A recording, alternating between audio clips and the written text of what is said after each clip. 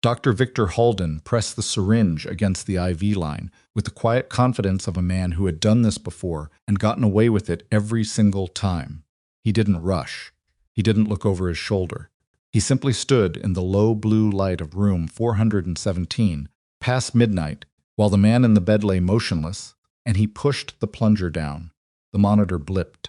The sedative moved through the line. The patient's eyes, the only part of him that still worked, tracked Halden with the focused rage of someone who understood exactly what was happening and could do absolutely nothing about it. Halden capped the syringe, slid it into his coat pocket, and checked the time. "Rest well, Mr. Kane," he said, the way a man says goodnight to furniture. Then he walked out, easy, clean, like the most powerful man in the city wasn't lying right there, watching him go, unable to lift a single finger to stop it. That were you in that bed, fully aware, fully awake, completely unable to move, and someone walked in, night after night, to make sure you stayed that way. What would you do? What could you do? Before we go further, if you're new here, hit that subscribe button and stay until the end. Drop a comment and tell me what city or country you're watching from. I want to see how far this story travels. And if this one grabs you, hit that like button, because we have more stories coming that you absolutely cannot miss. Now let's go back to where this really started. Mara Voss had worked the night shift at Westbridge Veterans Medical Center for 3 years, and in that time, she had learned one reliable truth about hospitals. The louder a man talked, the less he actually saw. The doctors who commanded hallways, who corrected nurses in front of patients, who signed charts without reading them, those were the ones who missed things. Quiet things. Small things. The things that turned out to matter most. She had learned to stay quiet herself, not out of timidity, out of precision. She was 41, with cropped dark hair and a habit of standing just outside the center of a room, where she could observe without drawing attention. She wore her scrubs slightly too large. She kept her ID clipped low on her waistband. She had a way of moving through a ward that made her nearly invisible, which was exactly how she preferred it. Room 417 had been assigned to her rotation for 6 weeks. And in that time, she had built up a catalog of observations that she hadn't shared with anyone. The patient's name was Adrian Kane, 53 years old, admitted following a spinal cord injury sustained during what the police report described as an ambush outside his private residence. The injury had compressed his cervical spine severely enough that he arrived with no voluntary movement below the neck. He had been classified as a permanent, complete tetraplegic within the first 72 hours of admission. On paper, Adrian Kane was finished. Mara had read his chart 6 times, kept coming back to the vitals. His blood pressure crashed on a specific schedule, not randomly, the way unstable patients tended to fluctuate, but at identifiable intervals tied to his positioning. When the nursing staff repositioned his head during routine care with his neck extended, his pressure would drop inside 90 seconds. When he was neutrally aligned, he stabilized. That wasn't typical of a complete injury. She had flagged it once quietly to the charge nurse. The charge nurse had looked at Dr. Halden's standing orders and shrugged. Halden had already assessed Adrian and signed off on the permanent diagnosis. There was nothing to flag. Mara had let it go. For 3 days she had let it go. Then she started watching his eyes. Adrian Kane, by every clinical measure, was a man who could not communicate. He could breathe with minimal ventilator assistance. He could blink, and occasionally his eyes moved. Beyond that, according to the chart, there was nothing. No voluntary communication. No response to command. What the chart did not capture was that his eyes moved with intention. She had tested it carefully, the way she tested everything, without announcing what she was doing, without making it obvious. She would enter the room, move to different positions, and watch where his gaze went. When she stood near the IV pump, his eyes went to the IV pump. When someone entered the room behind her, his gaze shifted to the door before she heard the footsteps. He wasn't just reactive. He was tracking. He was aware. The question was whether awareness without motor function meant anything at all, or whether she was projecting coherence onto a dying man's random eye movements, because she needed something in this hospital to mean something. She had been asking herself that question for 2 weeks when Adrian Kane looked directly at her and said, "Anchor." came out broken, barely a sound. More like the word had been dragged through gravel and left half-buried. Mara had been reaching across him to adjust the pillow support under his left shoulder. She froze with her hands still under the pillow and her face 6 inches from his. His mouth had moved twice before the sound came out. His lips were cracked. His throat hadn't produced intentional sound in months, and what came out wasn't clean. But it was a word. Anchor. Mara didn't move for 3 full seconds. She knew that word. Not from nursing school. Not from any clinical context. From a different life, a version of herself that had a different name, a different address, and a very specific understanding of how dangerous certain people could be when they decided you knew too much. She looked at the camera mounted in the corner of the room. The indicator light was dark. She had noticed 2 weeks ago that the night shift camera in 417 consistently dropped signal between midnight and 3 a.m. She had assumed it was a maintenance issue. Now she wasn't sure that was an accident. She leaned closer to Adrian. She kept her voice at the level of breath. Condor, she said.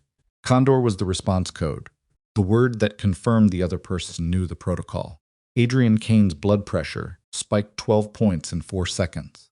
His eyes held hers with an intensity that made the back of her neck go cold. He knew her, or he had known whoever she used to be. She straightened up slowly and finished adjusting the pillow support, moving through the motions with practiced calm, while her mind worked at a speed that had nothing to do with nursing. Adrian Kane was not a stranger to her the way the hospital thought he was. 7 years ago, before Westbridge, before the scrubs and the night shifts and the quiet invisibility she had built so carefully, she had worked an operation that touched the edges of his world. She had never met him directly, but his name had come up in a context that meant something very specific. He had flagged a threat against her, through back channels she'd never been able to trace. A warning that had given her exactly enough time to disappear before someone came looking. She had never known why. She had never been able to ask. Now he was lying in front of her, unable to move, and someone was working very hard to make sure he stayed that way. The next morning, Mara pulled the last 4 weeks of Adrian's medication logs. She was not supposed to have direct access to the controlled substance records for patients outside her primary assignment. She had access anyway, because 3 months ago she had helped the overnight pharmacy tech through a documentation crisis at 2 in the morning, and the tech had never changed the access credentials she'd temporarily shared. Mara had never used them until now. She sat in the supply room at the end of her shift with the printed records on her lap, and she found what she had been afraid she would find. There were gaps. Not large ones, not on the kind of gaps that showed up on any alert or triggered any review. Small ones. A sedative logged at 11:47 p.m. that didn't correspond to any physician order written that shift. A notation in the administration column that used a format slightly different from every other entry, as if it had been entered by someone who understood the system well, but not quite well enough to perfectly replicate the style. Someone had been administering something to Adrian Kane outside of his prescribed treatment plan, and they had been doing it carefully enough that no one had noticed. No one who was looking at the chart in the standard way, which was how charts were always examined in the standard way, by people with too many patients and not enough time. Mara put the records in her bag. She sat for a moment with her hands flat on her thighs. She knew what the reasonable, rational, career-preserving response was. She knew she should take this to administration.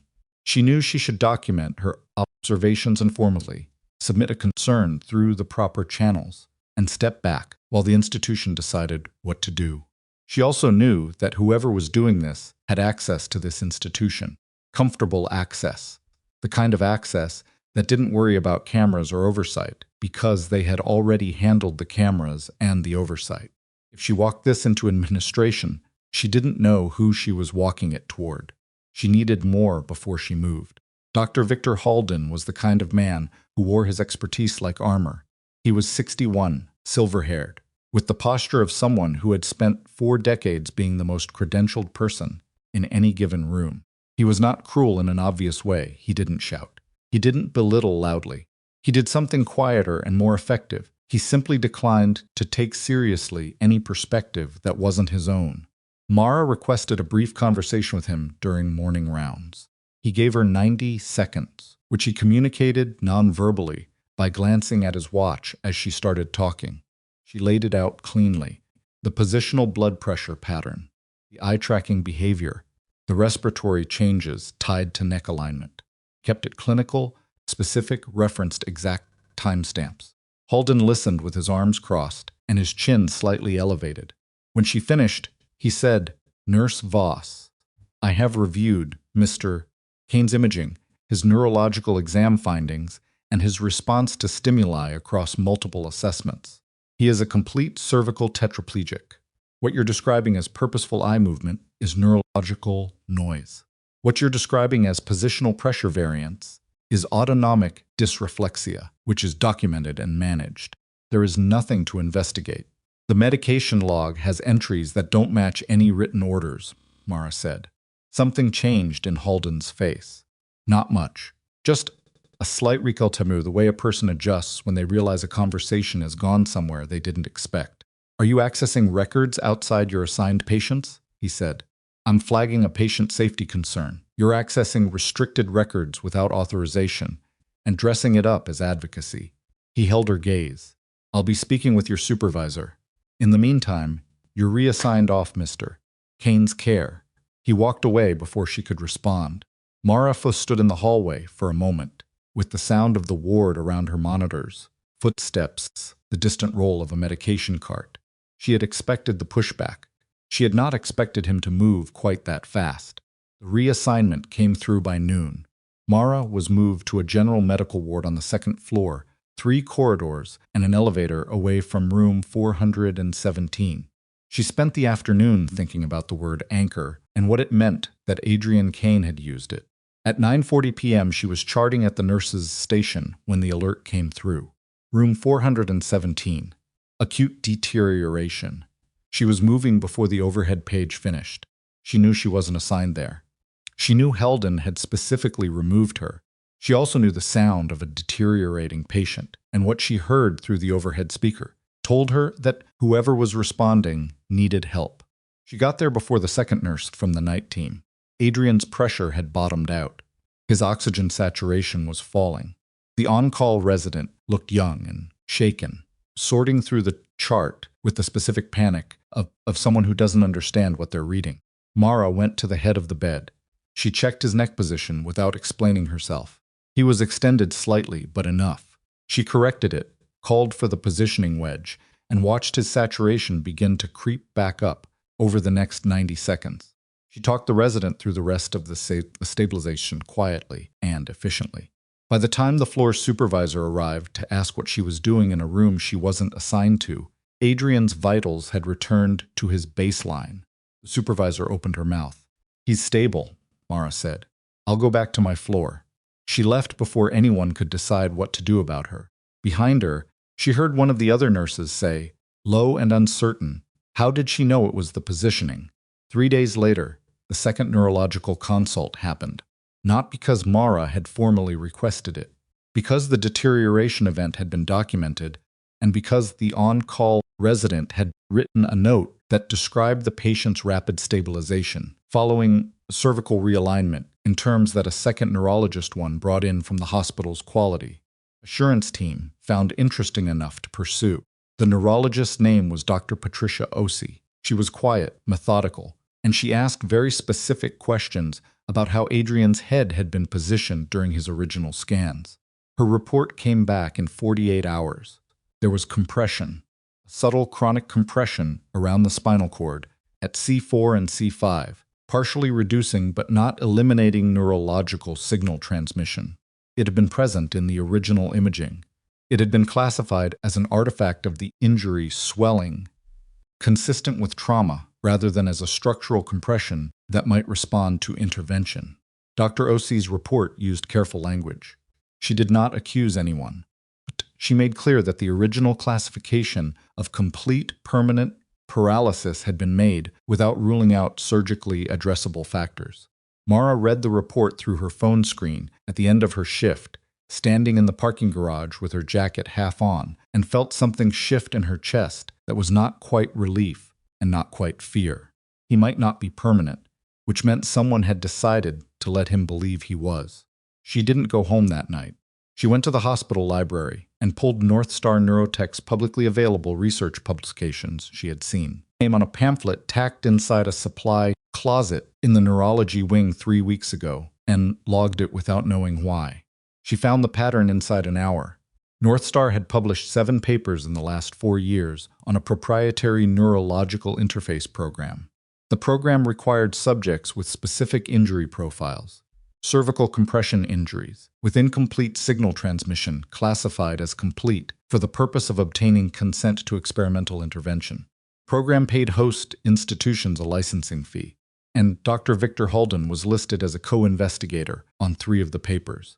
Mara sat back in the library chair and looked at the ceiling for a moment. She understood it now. Not every detail, but the architecture of it. Adrian Kane had arrived at Westbridge with an injury that looked, on the surface, like a complete cord injury. Halden had classified it that way. Had then, she was almost certain, forged the consent documentation for North Star's program because Adrian had the exact injury profile they needed, and because a man the world considered a dangerous criminal was unlikely to generate much institutional sympathy if he claimed he was being exploited. He had been chosen because nobody would believe him. She packed her bag and drove home in the 3 a.m. dark, and she was almost at her apartment when she saw the car parked across the street with its engine running and its lights off. She drove past without slowing down, kept going for 4 more blocks, then turned without signaling and took a different route, and by the time she was certain no one was following her, she was shaking slightly, which she noted with clinical detachment the way she noted everything as information, not as permission to stop. Someone knew she was looking. She parked 2 streets from her building and sat in the car. Whatever she had stumbled into, it was not going to let her walk back out quietly. She thought about the word anchor. She thought about what it had meant once, in a different version of her life, and what it must have cost a man who couldn't move anything below his neck to force that single broken syllable out of his throat. He had used the only weapon he had left. He had used her. Not because she was convenient. There were other nurses, other staff, other people who passed through room 417. He had used her because somewhere in the record of his careful, violent life, he knew she was understand what she was seizing. And now she did. She got out of the car, walked the 2 blocks in the dark, and let herself into her apartment. She sat at the kitchen table with her bag in front of her and the printed medication records inside it, and she thought about what came next. There was a man lying in room 417 who was not as helpless as they had made him appear, and there were people with significant resources and a very clear motive working very hard to keep him that way. She could walk away. She had done it before, walked away from dangerous situations with the clean efficiency of someone who understood when the odds were wrong. But Adrian Kane had sent a warning once, for reasons she had never understood, and she was still alive because of it. She owed him something she had never been able to repay. She opened her laptop. She started making a list. Outside her window, the city moved through its dark and quiet hours, and somewhere across town, in room 417, a man lay motionless in the blue hospital light with his eyes open, waiting for morning, trusting that someone was finally paying attention. He had 1 word left. He had spent it. Now it was Mara's turn. She made 3 calls before sunrise. The first one went to voicemail. The second connected for 4 seconds before the line dropped. The third was answered on the first ring by a man who hadn't spoken to her in 6 years, and who said her name, her real name, the one before Mara Voss, with the flat recognition of someone who had been half expecting this call for a long time. "You need to stop using this number," he said. "I need a records check. North Star Neurotech. Government contracts, clinical trial registrations, any federal oversight filings from the last 5 years." A long pause. She could hear him breathing, could hear the specific quality of silence that meant he was deciding something. "Where are you?" he said. "Working, Mara." "Don't," she said. "Just the records. 24 hours. He hung up without confirming. Took that as a yes, because it always had been before. She slept for 2 hours on her couch with her shoes on and her phone face up on the cushion beside her. When her alarm went off at 6:15, she was already half awake, lying in the gray morning light running through her next moves, with the mechanical focus of someone who had trained herself years ago to think before she felt. She showered in 4 minutes. She ate standing over the kitchen sink. She was out the door by 6:40, and she drove to the hospital the long way, checking her mirrors every 3 blocks with a consistency that was not paranoia, but habit. The kind of habit that had kept her alive once and that she had never entirely shed even when she thought she didn't need it anymore. The car from last night was not behind her. That didn't mean nothing. It just meant she couldn't see it. The morning shift change at Westbridge ran from 6:50 to 7:15, which was the window when the overnight staff were finishing their handoffs and the day team was still getting settled, and the ward supervisors were occupied with the transition. It was the best window to move through the neurology wing without being tracked. Mara used it. She didn't go into room 417. She wasn't that reckless.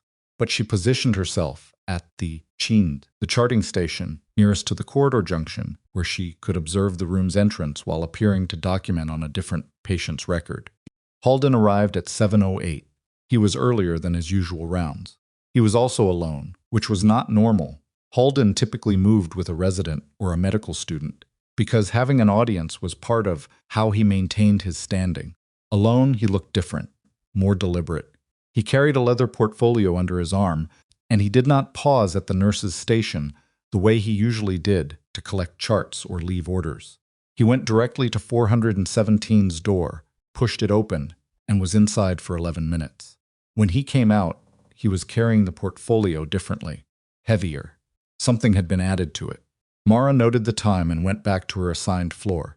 By mid-morning, she had confirmation from the second neurologist's report that a surgical consult had been ordered. The neurosurgeon assigned to the case was Dr. Owen Mercer. She knew him by reputation, not personally. Good hands. Careful. The kind of surgeon who read the full chart before he spoke to the patient, which meant he would read the discrepancies she had already found and probably find more. Good. It also meant the window was closing on whatever Halden was protecting. Mercer operated and Adrian's condition improved. The original permanent diagnosis collapsed, and with it, the entire justification for his enrollment in North Star's program. She was thinking through the implications of that at the nurse's station when the elevator opened and a man stepped out who did not belong on this floor. She knew it immediately, not from any specific detail, but from the aggregate of them. He was mid-40s, lean, with the kind of unremarkable clothes that took effort to achieve. He moved through the ward with the practiced ease of someone who had walked into unfamiliar institutions his entire professional life and had learned to look like he was supposed to be there. Carried nothing. No chart, no bag, no visitor badge. He stopped at the nurse's station and looked directly at her. "Mara Voss," he said, not a question. "Can I help you?" Jonah Creed. He didn't produce a badge or any credentials. He said the name the way it was supposed to be enough. "I'd like to speak with you privately. It won't take long." She looked at him for a moment. He had the eyes of someone who slept adequately and felt very little, which in her experience described either a well-adjusted person or a particular kind of professional. And she was fairly certain which one this was. "Break room," she said. 5 minutes. He sat across from her at the small table and didn't touch the chair back. People who never fully settled into chairs were either anxious or trained not to present a relaxed target. His hands rested on the table with the fingers loose, and he watched her with a quality of attention that she recognized, because she used it herself. "You've been flagging Adrian Kane's care," he said. "I've been following standard nursing protocol for a patient whose condition presents inconsistently with his documented diagnosis. That's a careful way to say it. It's an accurate way to say it." He nodded once. "I've been watching North Star Neurotech for 14 months. We had a parallel investigation into their clinical trial methodology, specifically the consent documentation process for high-profile subjects in restricted populations."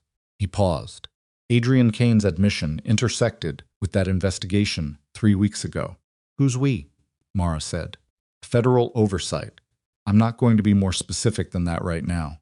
She held his gaze. "And you came to me because you filed the initial flag. Because you were removed from the patient's care within hours of raising a concern with the attending physician. And because," he paused again, "fractionally. as if deciding whether to say the next part because your file has an interesting gap in it. 6 years.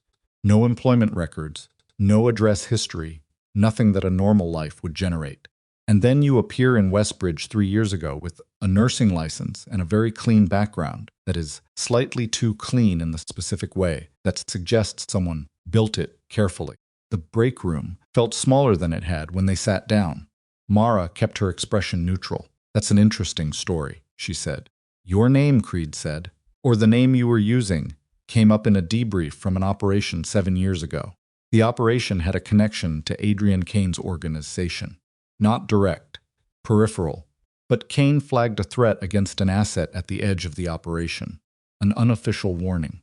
The kind that doesn't appear in any report, but that people remember. Mara said nothing. He protected someone, Creed said. Somebody who needed to disappear. He did it without being asked, without anything in return, and without telling anyone why. He watched her. I've been trying to understand that for a while. Men like Kane don't do things for free. Maybe he did, Mara said. Maybe. Creed reached into his jacket and set a photograph on the table. It was a still from a security camera, grainy, time-stamped 11:43 p.m., 4 nights ago. It showed a figure in a white coat at an IV line, in a room that was identifiably room 417 by the window configuration. The figure's face was angled away from the camera, but the build, the silver hair, the posture were recognizable. Halden, Mara said, administering an unlogged sedative at a dosage that, given Kane's weight and the compression of his neurological function, would suppress any voluntary motor or vocal response for 6 to 8 hours. Consistently, every 3 to 4 nights for at least the past 2 months. Mara thought about Adrian forcing the word anchor out of his ruined throat. She thought about what it must have taken, the timing, the desperation, the narrow window between Halden's visits when the sedation had thinned enough for him to push a single syllable through. He's been waiting for a gap, she said half to herself. We believe Kane has been aware of his situation and attempting to communicate for significantly longer than the medical record suggests, Creed said. Paralysis is real partially, but the classification of complete, permanent loss has been deliberately maintained, medically and pharmacologically. She pressed her palms flat on the table. Why hasn't your investigation moved on Halden already? Creed's jaw tightened slightly. Because North Star has federal contracts. Pulling on that thread without sufficient documentation risks triggering containment procedures that bury the evidence before we reach it. We need the consent documentation, the forged paperwork that enrolled Kane in the program. We need it in hand before we move. And you think it's somewhere in this hospital. We think Halden keeps a secondary set of records. Physical, not digital. The kind of documentation that doesn't exist on any network we can access. He looked at her steadily. We also think he's aware that the surgical consult changes his timeline. If Mercer operates and Kane begins to recover function, the entire basis for his enrollment in the program is invalidated. Halden will move to protect himself before that happens. Mara thought about the portfolio, the way Halden had carried it, out of 417 that morning. Heavier going out than going in. He was already in the room this morning, she said. Early. Alone. Creed went very still. What time? 7:08. 11 minutes. He had a leather portfolio when he went in. It was heavier when he came out. Creed stood up from the table without a word. Pulled phone and still zepped to the corner of the break room. He spoke in a low voice for 45 seconds. When he turned back, something had shifted in his expression, not panic, but the controlled urgency of a man recalculating. We need the surgical consult to proceed, he said. Whatever happens, Mercer needs to operate. Can you ensure that? I'm a floor nurse, Mara said. I don't schedule surgeries. No, but you're the reason the second neurological consult happened at all. And you know this hospital well enough to know where the pressure points are. He held her gaze. Kane doesn't have unlimited time. If Halden decides the risk of exposure outweighs the value of keeping him alive. Don't, Mara said sharply. He stopped. She breathed out through her nose. I understand the situation. I know you do, Creed said. He picked up the photograph from the table and pocketed it. Watch yourself. Whoever Halden is working with, they already know someone has been looking at Kane's records. They may not know it's you specifically. Yet, He left the break room without looking back. Mara sat alone for a moment, with her hands still flat on the table. Car with the lights off. 2 nights ago. Parked outside her building. They might already know. She went back to work. She did her job with the exactness of someone who understood that the best cover was competence. A nurse who was good at her work was unremarkable, and unremarkable was safe. She checked her patients. She documented carefully. She responded to 2 call lights and assisted with a difficult IV start on an elderly man who thanked her twice, and whose gratitude landed somewhere soft in her chest that she didn't have time to sit with. At noon, she ate half a sandwich in the stairwell and thought about the portfolio. Halden had taken something from 417 that morning. Documents, most likely. Physical records he had been keeping somewhere in or near the room, somewhere accessible to him during his regular visits. If he was moving them, he was consolidating, preparing to run or preparing to cover. She needed to know which. At 1:15, she received a page from the second-floor charge nurse, asking her to cover a brief gap on the neurology wing while one of their nurses attended a mandatory training. Standard interdepartment coverage, routine. The charge nurse who asked her was someone she'd helped during a rough overnight 2 months ago, a favor now being unconsciously returned. Mara said yes without hesitating. She was on the neurology wing by 1:30. She did not go directly to 417. She covered 3 other rooms, checked vitals, reviewed monitors, spoke briefly to an alert patient who was recovering from a stroke and wanted to talk about his garden. She gave him 4 minutes, which was 3 more than she had, because he needed it, and because rushing through would have drawn attention. Then she went to 417. She was supposed to be conducting a routine vitals check on all rooms in the coverage zone. She had the tablet. She had the documented reason to be there. She pushed the door open. Adrian was positioned as she had left him during the overnight neutral cervical alignment, support wedge in place. His eyes moved to her the moment she entered, and there was something in that immediate tracking that hit her in the sternum. He knew her. From across the room in the first second, he knew her, and he had been waiting. She moved to the bedside, pulled up the vitals screen, and began working through the documented check. She spoke quietly, conversationally, as if narrating for his benefit. "I'm going to check your position. Blood pressure looks okay right now." She adjusted the pillow wedge and leaned closer, dropping her voice to almost nothing. Creed came. Federal oversight. He wants the forged consent documentation. "Halden was here this morning. Did he take something from the room?" Adrian's eyes went left, then back to her. Left again. Followed the direction. The wall. The credenza-style equipment housing unit against the left wall, which held the spare ventilator components and monitoring cable sets. "In there," she murmured. His eyes held steady. She kept her body angled between his bed and the door's window and moved to the equipment housing. The lower panel was secured with a basic latch that any staff member could open. Inside were exactly what was supposed to be there: ventilator tubing sets, cable bundles, a spare pulse ox unit, and behind them, in the back left corner, a slim manila envelope that was not part of any supply inventory. She heard footsteps in the corridor. She straightened, closed the panel, and had her tablet back up, and was reviewing a monitoring number by the time the door opened. A resident she recognized from the overnight team leaned in. "Need anything in here?" "All stable," Mara said, with the flat ease of someone who had never been doing anything else. "Just finishing the coverage check." The resident left.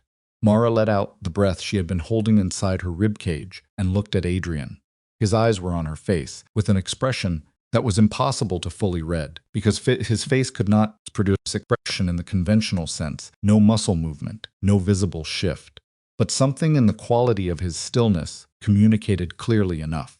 He had been holding that envelope's location in his memory for however many weeks it had been there. He had been waiting for the right person to tell it to. Couldn't take the envelope now. Not with people in the corridor, not with the coverage period still active. If it went missing, before Creed's investigation was ready to move, Halden would know the trap had closed, and he would disappear before anyone could stop him. She needed to leave it there. She needed to walk out of this room and go back to her floor and wait, which was the hardest thing she had done in 3 years.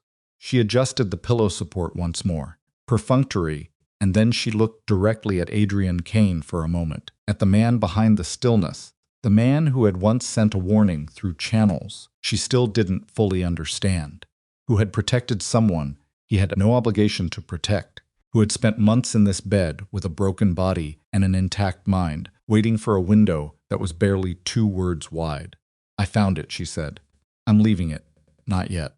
His eyes didn't change, but something in the room felt like an exhale. She left. The shift turned over at 3:30. Mara was back on her assigned floor when the overhead system announced a code in the neurology wing. Room 417. She was already moving before the announcement finished. Covered the distance in 90 seconds and arrived to find the room crowded. 2 residents, the charge nurse, a respiratory therapist. Adrian's blood pressure was in free fall. His oxygen saturation was dropping through the floor. She scanned the IV line, scanned the monitors, scanned the medication pump settings. The infusion rate on the secondary line had been changed. The setting was wrong, not dramatically, not obviously, but wrong enough that compounded over 6 hours, it would produce a slow, progressive cardiovascular depression that would look, on a record, a natural deterioration in an already critically ill patient. Someone had changed the pump setting since her vitals checked 2 hours ago. She was at the pump before she had fully processed the decision. She corrected the rate, called the oxygen adjustment, and the respiratory therapist moved without question because her voice carried the specific authority of someone who knew exactly what they were doing. Pressure began to recover. The charge nurse was looking at her with an expression between relief and confusion. "How did you—" "The secondary line rate was off," Mara said. "Someone adjusted it." She held the charge nurse's gaze. "It needs to be documented. Exactly as I found it. The setting it was on before I changed it." The charge nurse looked at the pump, looked back at her. "Write it down," Mara said. "Now, before anyone else touches this room." The charge nurse pulled out her documentation tablet. Mara stepped back from the bed. Her hands were steady. Her pulse was not. Someone had been in this room since her coverage check. Someone had made a precise, subtle adjustment designed to be survivable as an error and deniable as a malfunction. It was not the action of someone who was waiting. It was the action of someone who had decided the timeline was no longer manageable. Halden was closing out. She pulled out her phone and typed a single text to a number she had memorized 6 years ago and never used until 48 hours ago. "He's moving. Tonight." She sent it and put the phone away, and stood at the side of Adrian's bed while his vitals climbed back stable and the room slowly cleared of everyone except the charge nurse, finishing her documentation. Then the charge nurse looked up from her tablet and said, "Doctor." Halden just submitted an emergency sedation order. Pre-surgical anxiety protocol. Countersigned by the on-call physician. Mara went cold. When? 12 minutes ago. It's already been dispensed. The pharmacy sent it up 20 minutes ago. 20 minutes ago. While the code was running. While every available person in the wing was in this room, dealing with the blood pressure crisis. Someone had used the distraction to push a sedation order through time to be administered when the room cleared, when the crisis resolved, when everything went back to normal, and the overnight staff resumed routine care without looking closely at the order sequence. If that sedative went in tonight, Adrian would be chemically suppressed for the next 6 to 8 hours. And Halden, or whoever Halden was coordinating with, would have that window to move the physical documentation, including the envelope behind the equipment panel, and to begin whatever exit plan they had prepared. "Where's the medication?" Mara said. Nurse Delgado picked it up for overnight prep. She should be at the medication station. Mara was out the door. She found Delgado at the station at the end of the corridor, a quiet woman in her 50s who had been working this wing for 9 years, and who trusted the order system because the order system had never given her a reason not to. "The sedation order for 417, Mara said. "I need you to hold it." Delgado looked up. "It's a signed physician order." "I know. I need you to hold it while I make a call." 10 minutes, Mara. I can't just... Please." She held Delgado's eyes. 10 minutes. Something is wrong with that order. I cannot explain everything right now, but I am asking you to trust me for 10 minutes. Delgado was a 9-year veteran of this floor. She had seen things. She looked at Mara's face, and she read whatever was there. 10 minutes, she said. Then I have to follow the order. Mara stepped into the supply corridor and called Creed. It rang twice. The consent documentation is in the equipment panel in 417 lower left. Manila envelope. And Halden just pushed through a sedation order using the evening code as cover. If it goes in tonight, he can move the documentation before you're positioned. Brief silence. Then, can you stall the medication? I have 8 minutes. I need 12. Then you'd better move fast, she said, and hung up. She walked back to the station. Delgado was watching the clock with the expression of a woman who was going to follow her conscience right up to the edge, and not one step further. 7 minutes passed in silence. On the 8th minute, the elevator opened at the end of the corridor, and 2 men in plain clothes walked out with hospital security flanking them. They moved directly toward the nursing station, with the coordinated efficient station, with had been briefed and efficiency of people who had been briefed and positioned and who were not here for a conversation. Behind them, 30 seconds later, the elevator opened again. Dr. Victor Halden stepped out. He saw the men. He saw Mara. He saw the specific geometry of the corridor, and he understood all of it in approximately 1 second. He turned back toward the elevator. The security officer nearest to him said, "Doctor." Halden, in the tone that means stop. And Halden stopped, but not because he was complying. His eyes were moving the way a man's eyes move when he is calculating whether there is another way out and concluding there is not. Mara stood at the nursing station, with her hands loose at her sides, and watched him from across the corridor. He looked at her. Really looked at her. Maybe for the first time not as a nurse who had been making inconvenient noises, but as whatever she actually was, the specific thing that had undone him. "Who are you?" he said. She didn't answer. The investigators reached him and began speaking in low, official tones, and Halden's face went through several things in quick succession: outrage, calculation, the beginning of a legal argument, before settling into something that looked almost like resignation. Almost. Because even as the security officer guided him toward the elevator, even as the investigators moved toward room 417 with a documented warrant for the equipment panel, Mara saw Halden reach into his jacket pocket and pull out his phone with his free hand, and she saw him send a text in the 3 seconds before the security officer took the phone from him. One text. Fast. Already composed and waiting. She didn't know who it went to. She didn't know what it said. But she knew with absolute certainty, standing in the corridor of the neurology wing, with the overhead lights humming above her and Adrian Kane's monitors beeping steadily from behind the closed door of room 417, that whatever Halden had just set in motion, it was not finished.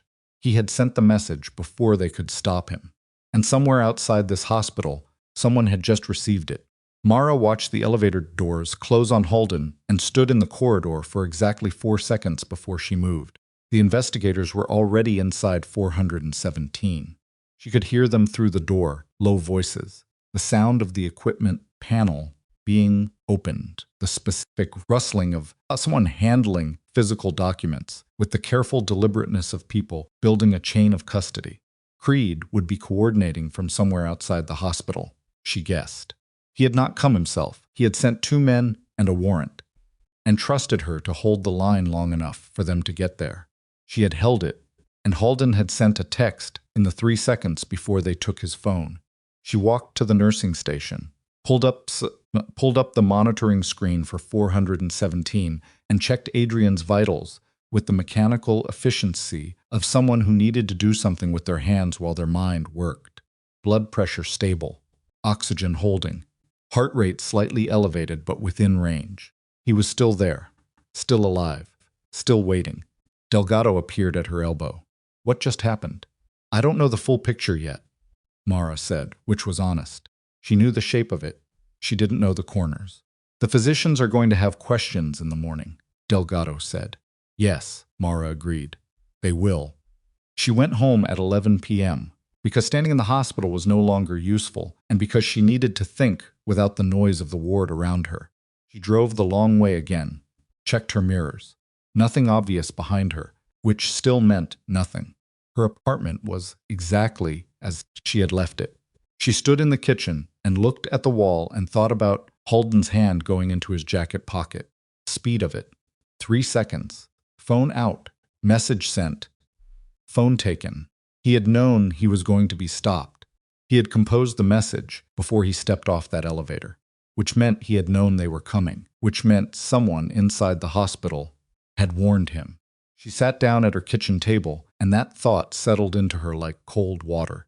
Someone inside Westbridge had seen what was happening, the investigators arriving, the security configuration, the movement toward 417, and had gotten word to Halden fast enough for him to prepare a final action before he was taken. He hadn't run. He had walked out of that elevator into a situation he already knew was a trap, and he had walked into it anyway, because the message he needed to send was more important than his own exit. What was in that message, and who received it? She slept badly. She woke at 4 a.m. with the specific alertness of someone whose body has decided sleep is no longer structurally sound, and she lay in the dark thinking about what Creed had told her, that Halden had been working with North Star Neurotech, that Adrian had been chosen because nobody would believe him, that the program needed subjects classified as permanently disabled. She had been thinking about all of that in one direction: North Star as the principal, Halden as the instrument. She had not been thinking about who else might be invested in Adrian Kane remaining exactly where he was. His empire had not disappeared when he went into that hospital bed. Someone had been running it. Creed called at 6:15 a.m. "The envelope is authentic," he said without preamble. 6 sets of documents, 3 consent forms, 2 trial enrollment authorizations, and a data sharing agreement between Halden and North Star's clinical division, all forged. Kane's signature replicated on everyone, badly enough that a handwriting analyst will take about 40 minutes to confirm it, but carefully enough that the hospital system accepted them. "Halden sent a message before you took his phone," Mara said. A pause. "We're aware. Do you know who received it?" Another pause. Longer. "The kind that means yes, but I'm deciding whether to tell you." "Creed, Celia Kane," he said. Mara processed that. Adrian's wife. She knew the name from the hospital intake paperwork, listed as next of kin. Contact information provided. No record of any visits in 6 months of admission. "She hasn't been to the hospital," Mara said. "No, she hasn't." Creed's voice was careful, deliberate. "What we found in Halden's phone history before his legal team got to it includes 42 contacts with Celia Kane over the past 5 months. Text and call. Consistent. Patterned. The kind of communication that doesn't look like a wife being updated about her husband's condition." Mara's hand tightened around the phone. "She knew," Mara said. "She was part of it," Creed said.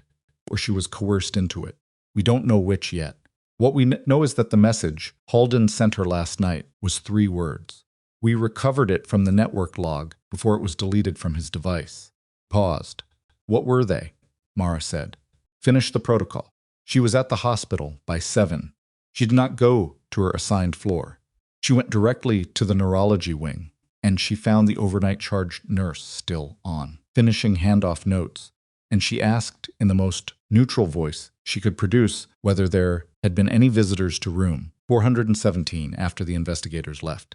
The charge nurse said no, said the room had been flagged for restricted access pending the administrative review, said only designated clinical staff had been cleared for entry. "Who was cleared?" Mara said.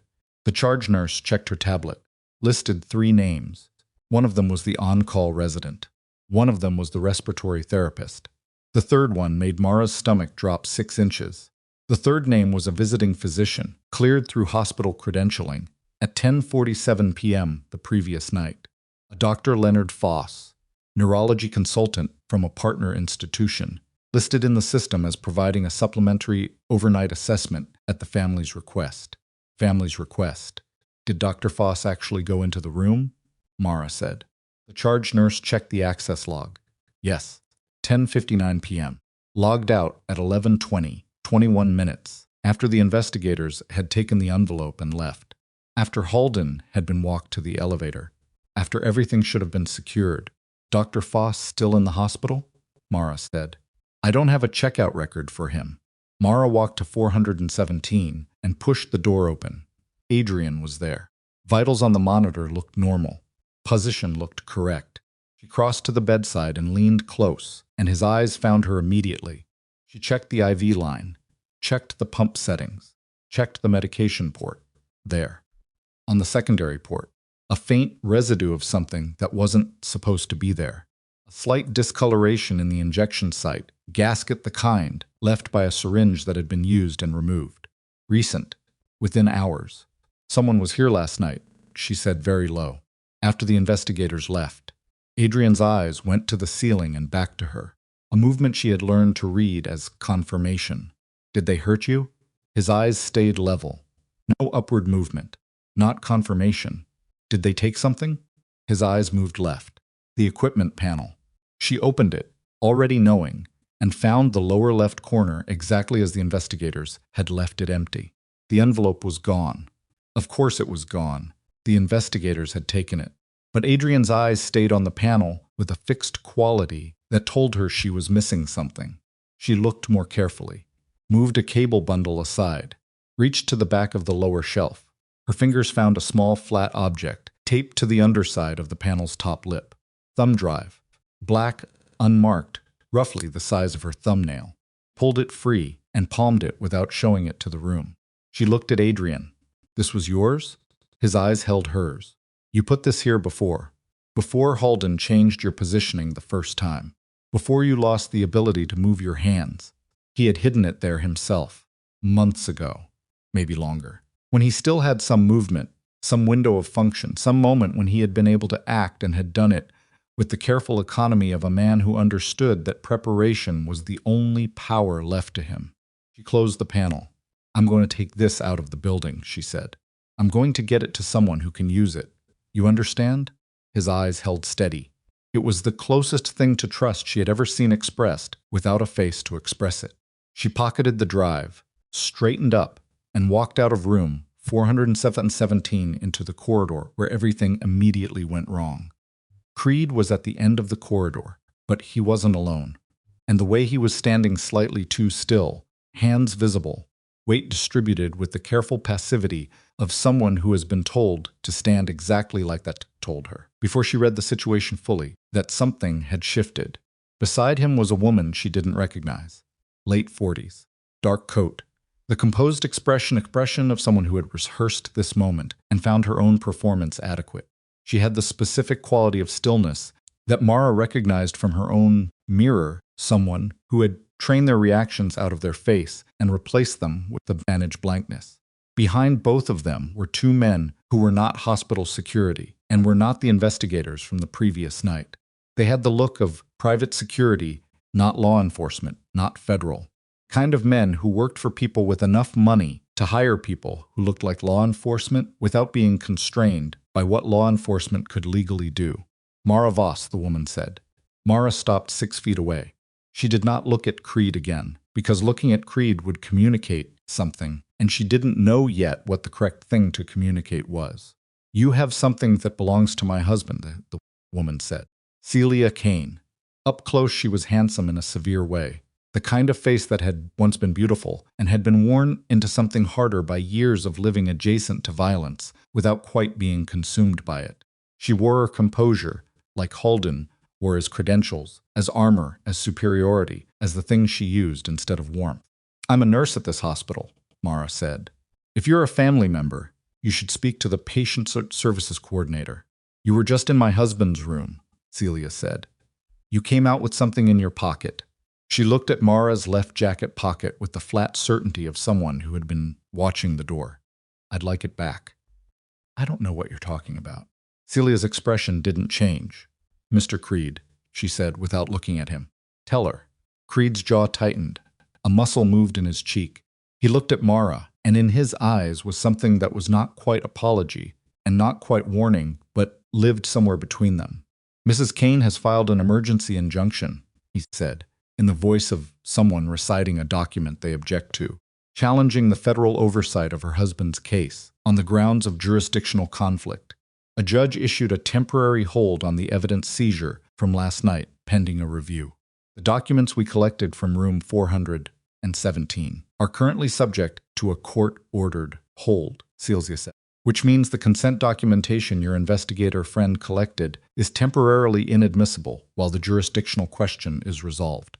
She tilted her head slightly. It also means any additional materials removed from my husband's room tonight would be subject to the same hold, if they were obtained without proper authorization. She was watching Mara's pocket. Mara understood the architecture of it in the time it took her to exhale. Celia had not come to the hospital last night. She had sent Voss, the credentialed ghost, who had spent 21 minutes in 417 after the investigators left, not to administer anything, not to take anything visible, confirm that the investigators had found the envelope, and to then trigger the legal mechanism that had already been prepared and waiting. The injunction had been filed before Halden was taken. Before the investigators arrived, it had been sitting in a judge's inbox, ready to be submitted the moment the seizure happened. This had been planned, not as a contingency, as the primary strategy. Let Halden be caught. Let the investigators take the documents. Then freeze everything in legal process long enough to find the one remaining piece, the thumb drive, before it reached anyone who could use it. You knew we were coming last night, Smar said. Celia looked at her with the image of someone who does not feel the need to confirm things. You warned him? Mara said. You're the one inside the hospital. You've been the one inside the hospital. The words landed in the corridor with the flat weight of something true, and Celia Kane absorbed them without visible action because she had been absorbing true things about herself for a long time and had built a considerable tolerance. Victor Halden is a means to an end, Celia said. He was always going to be the one they found. That was the design. She looked at Mara with something that might have been curiosity. My husband has been lying in that room for 6 months. He cannot move. He cannot speak in any meaningful way.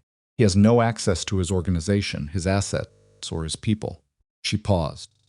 While he lies there, the people who actually run his business, the ones who have run it for years, while he sat in the visible seat and took all the risk, have been making arrangements. Appropriate arrangements for a future that no longer requires Adrian Kane. You've been helping keep him paralyzed, Mara said. Your own husband. Celia's chin lifted fractionally. My husband built an empire on the assumption that he was the only thing holding it together. He was wrong about that. He was wrong about a number of things.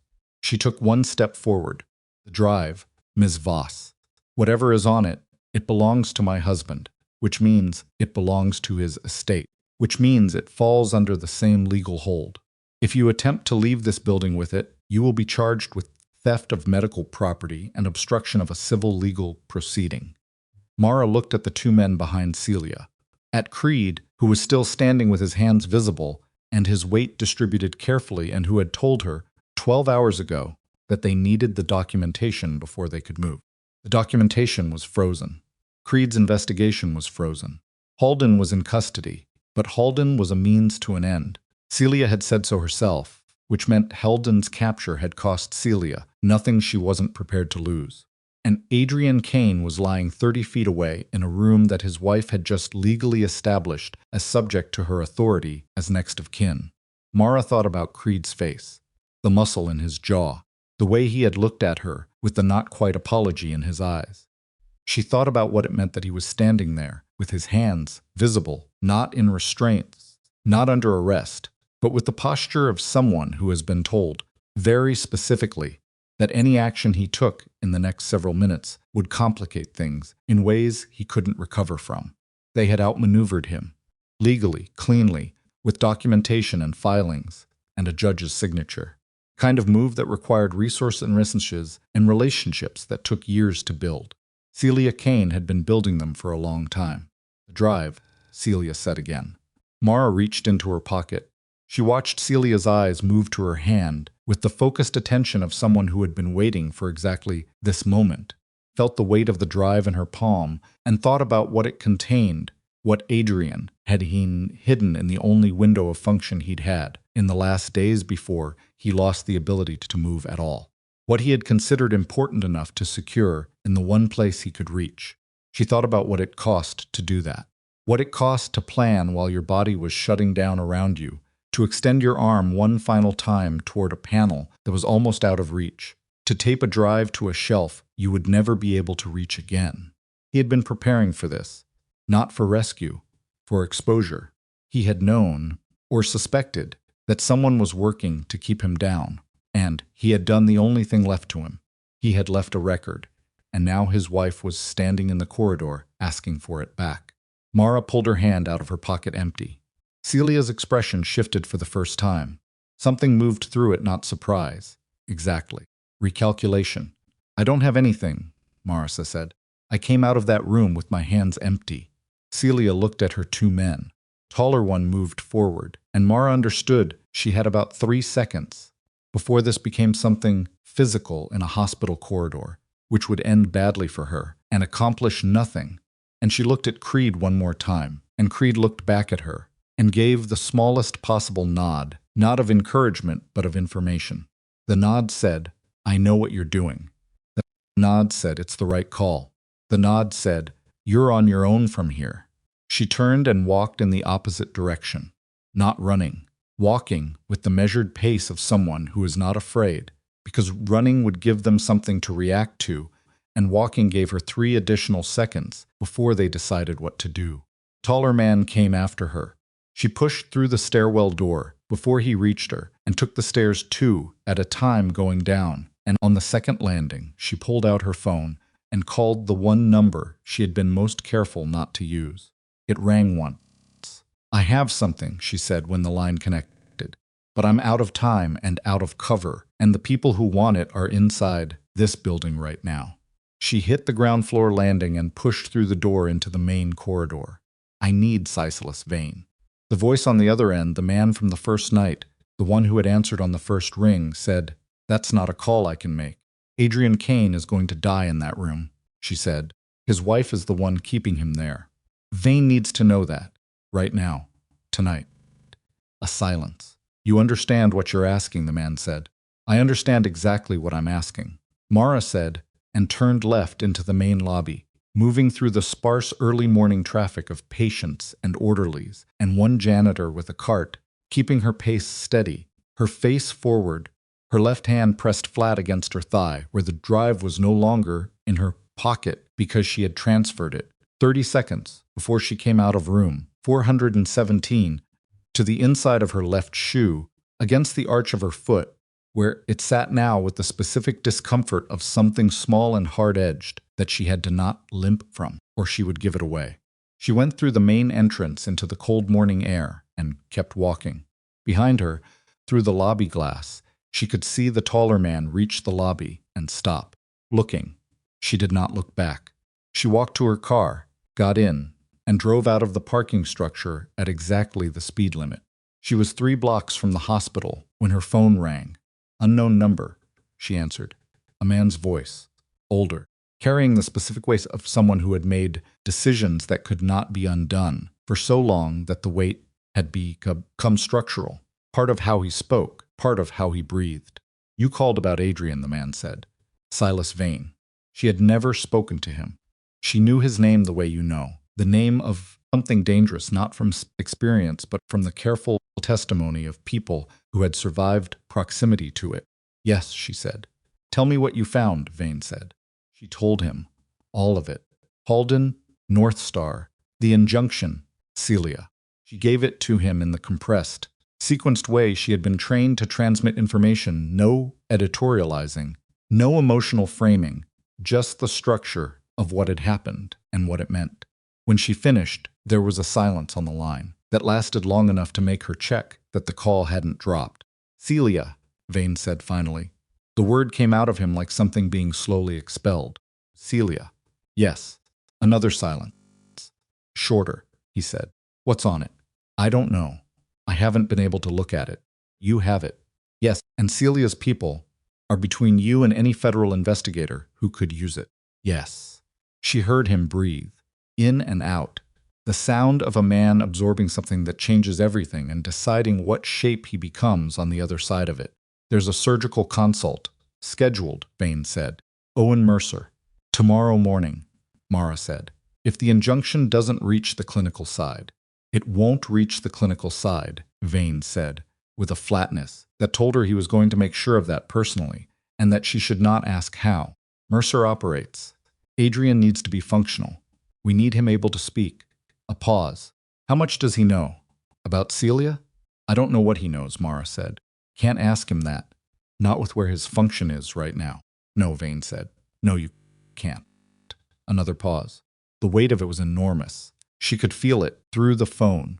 The specific gravity of a man who has just learned that the person closest to someone he has served for 30 years has been engineering that person's slow death. She needs him unable to talk, Vane said. Not dead. If he dies, the estate triggers differently. The organization goes into dispute. It's messier for her. She needs him classified as permanently disabled, Mara said. As long as possible. Long enough to complete whatever transition she's been building. Yes. He was quiet for a moment. And if he recovers function, if he can speak, if he can direct his people, then everything she's been building falls apart, Mara said. Yes, Vane said. It does. She was at a red light. She sat in the early morning dark with both hands on the wheel and thought about Adrian Kane forcing the word anchor out of his destroyed throat, spending it like the last coin in a pocket, trusting it to the right person. Mr. Vane, she said. Celia sent a message to someone last night after Halden was taken. 3 words. Finish the protocol. I don't know what that means. I don't know who received it. The line went very quiet. When Vane spoke again, his voice had changed in a way that was difficult to describe, except as the sound of a man who has just seen something fall into place and does not like the shape it makes. The protocol, he said, very slowly, is what we called the contingency.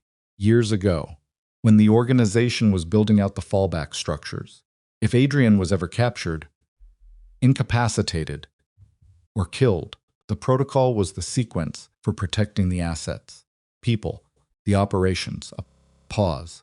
Only 3 people knew the full protocol. Adrian, me, another pause, and Celia. Mara held the phone against her ear and felt the cold of the morning through the car window and understood what she was being told. If Celia had sent that message, finished the protocol, she had sent it to the 3rd person in the operational structure who knew the full sequence. Someone inside the organization. Someone who had been waiting. Someone who was not Vane. Who's the 3rd person? Mara said. Vane said a name she didn't recognize. Then he said been Adrian's head of security for 9 years. He controls the entire physical protection structure. Every location Adrian owns. Every safe house. Every piece of infrastructure. She could hear what he wasn't saying. Including the hospital? She said. Including, Vane said, security contract for Westbridge Veterans Medical Center, which Adrian secured 3 years ago as an off-the-books arrangement to ensure his people had access if he ever ended up there. The red light turned green. Mara didn't move. The car behind her tapped its horn once, and she pulled forward on autopilot. There was a man inside Westbridge's security structure who had just been told by Celia Kane to finish the protocol, which meant Adrian Kane's own security apparatus had just been turned against him. And Mara was the only person outside that structure who knew it was coming, with a thumb drive in her shoe and no federal cover, and a legal injunction freezing the one investigation that might have stopped it, driving through the dark toward a morning where none of her preparation was going to be enough. She pulled into a gas station 4 blocks from the hospital and sat in the car with the engine running and her hands shaking for the first time. Not fear, adrenaline. The body's honest accounting of what the mind had been refusing to process for the last 20 minutes. She pressed her palms flat against her thighs and breathed through it the way she had been taught. 4 counts in, hold, 4, out 4 until the shaking subsided to something manageable. Then she took her left shoe off, retrieved the drive, and put the shoe back on. She looked at the drive in her palm, smaller than a matchbook, weighing nothing, containing whatever Adrian Kane had considered important, enough to hide with the last functional movement of his hands. She needed a laptop that wasn't hers. Hers was in her apartment, which Celia's people may have already moved on. She needed somewhere she could look at the drive's content, without being traceable, without being found, without losing the 40-minute lead she currently had, over whatever Celia had set in motion by sending those three words into the dark. She called the only person she could think of. Delgado answered on the 3rd ring, voice rough, with the exhausted edge of someone who had just come off a 12-hour shift and had not yet reached sleep. I need a favor, Mara said. And I need you to say no if it's too much. I mean that. A pause. What kind of favor? The kind where I come to your house and use your computer for an hour, and you don't ask me what I'm looking at. Another pause. Longer. She could hear Delgado thinking the specific quality of silence that meant someone was assessing risk, not comfort. You know where I live? Delgado said finally. No. Delgado gave her the address. The drive contained 43 files. Mara sat at Delgado's kitchen table with a cup of coffee. She wasn't drinking while the files loaded on Delgado's personal laptop, an old machine.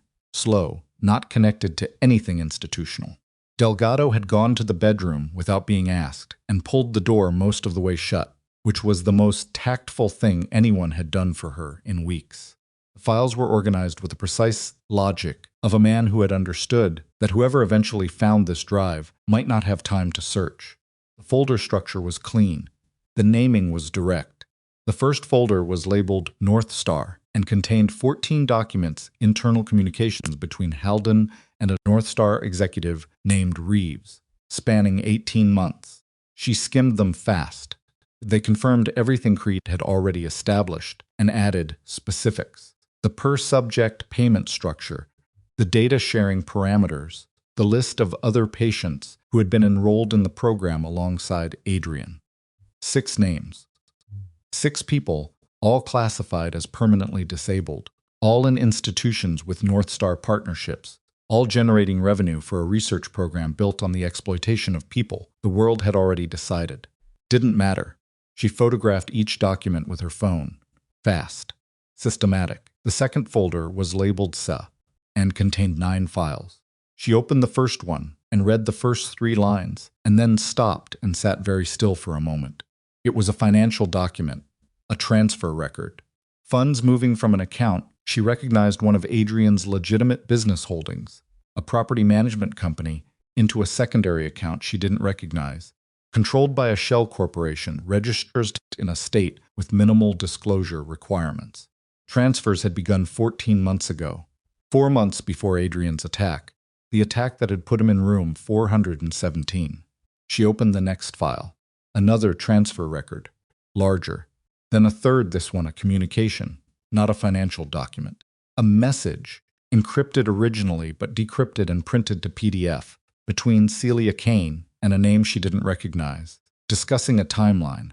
Specific language that could be read as planning language if you understood the context, and that could be read as ambiguous if you didn't.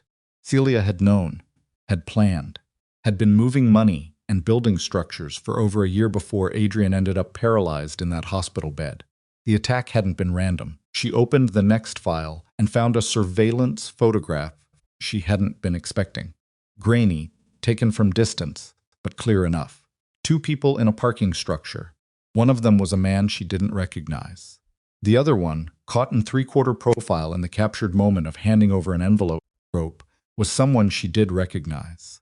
Took her 4 seconds to place the face, because she had only seen it twice, and both times in a context she was now rapidly recontextualizing. Person handing over the envelope to a stranger in a parking structure 10 months ago was Jonah Creed. Mara sat back in the chair. She looked at the photograph for a long time, thought about the things Creed had told her. The 14 months of investigation, the federal oversight, the careful framing of North Star as the principal and Halden as the instrument. The way he had stood in that corridor last night, with his hands visible and his weight distributed, the not-quite apology in his eyes. The injunction that had been filed before the investigator was arrived. The legal mechanism that had been sitting steady. Someone had told Celia's team what the investigation had found and when it was going to move. She pulled up the file metadata. The photograph had been taken by Adrian's people. There was a file notation that indicated it was part of a personal security archive that Adrian had been compiling. He had been investigating Creed, had found something, had put it on the drive. He had known Creed couldn't be trusted, had known it before he ended up in that bed. And when he'd been left paralyzed with no ability to communicate it, he had hidden the evidence in the one place accessible to him, and waited for the one person who might eventually reach it. She had been giving Creed information since the morning he appeared on the neurology wing. Everything she had told him about the envelope, about the timing of Halden's visits, about the drive he had passed along. She pressed the heels of her hands against her eyes for 3 seconds. Then she lowered them and looked at the remaining files. The last folder was labeled Vane and contained 2 documents. The first was a short note in Adrian's own voice. She recognized the cadence from his reputation, the clipped directness of a man who didn't use 3 words when 2 would do.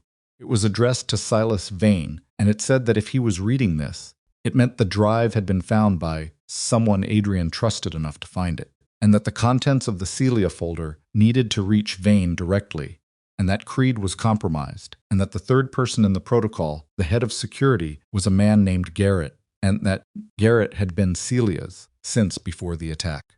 She had called Vane and told him about Celia. She had not known about Creed. She had not known that Vane's first call, after hanging up with her, would likely have been to Creed. She was on her feet before she had decided to stand. She grabbed her phone and called Vane's number. It rang 4 times and went to voicemail. She called again. Same. She called the first number the man who had answered on the first night. It rang twice. I need to reach Vane right now, she said. He's not available. Creed is compromised. Creed has been feeding information to Celia's people. Whatever Vane told him after we spoke, I'll pass it along, the man said, with an eerie calm that told her he was either very controlled or very frightened. That's not good enough. Where is Vane? A pause. He went to the hospital. She was already moving toward the door.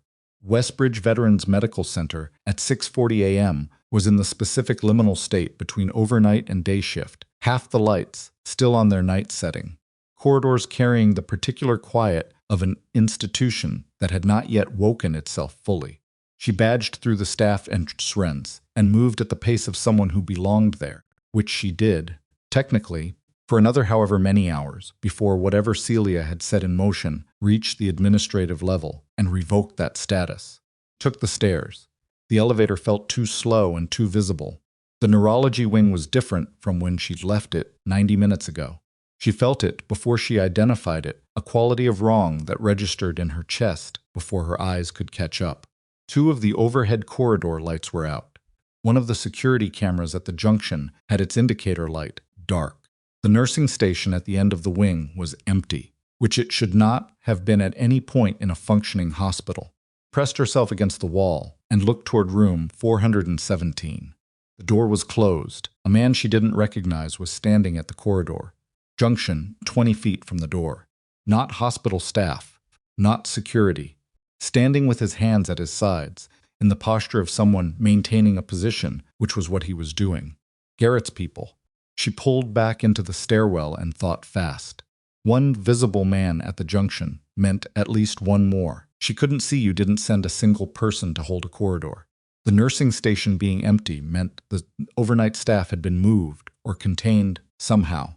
The cameras being dark meant someone had interfered with the security feed, which required access to the hospital's security infrastructure or direct physical disabling, both of which pointed back to Garrett's control of the security contract.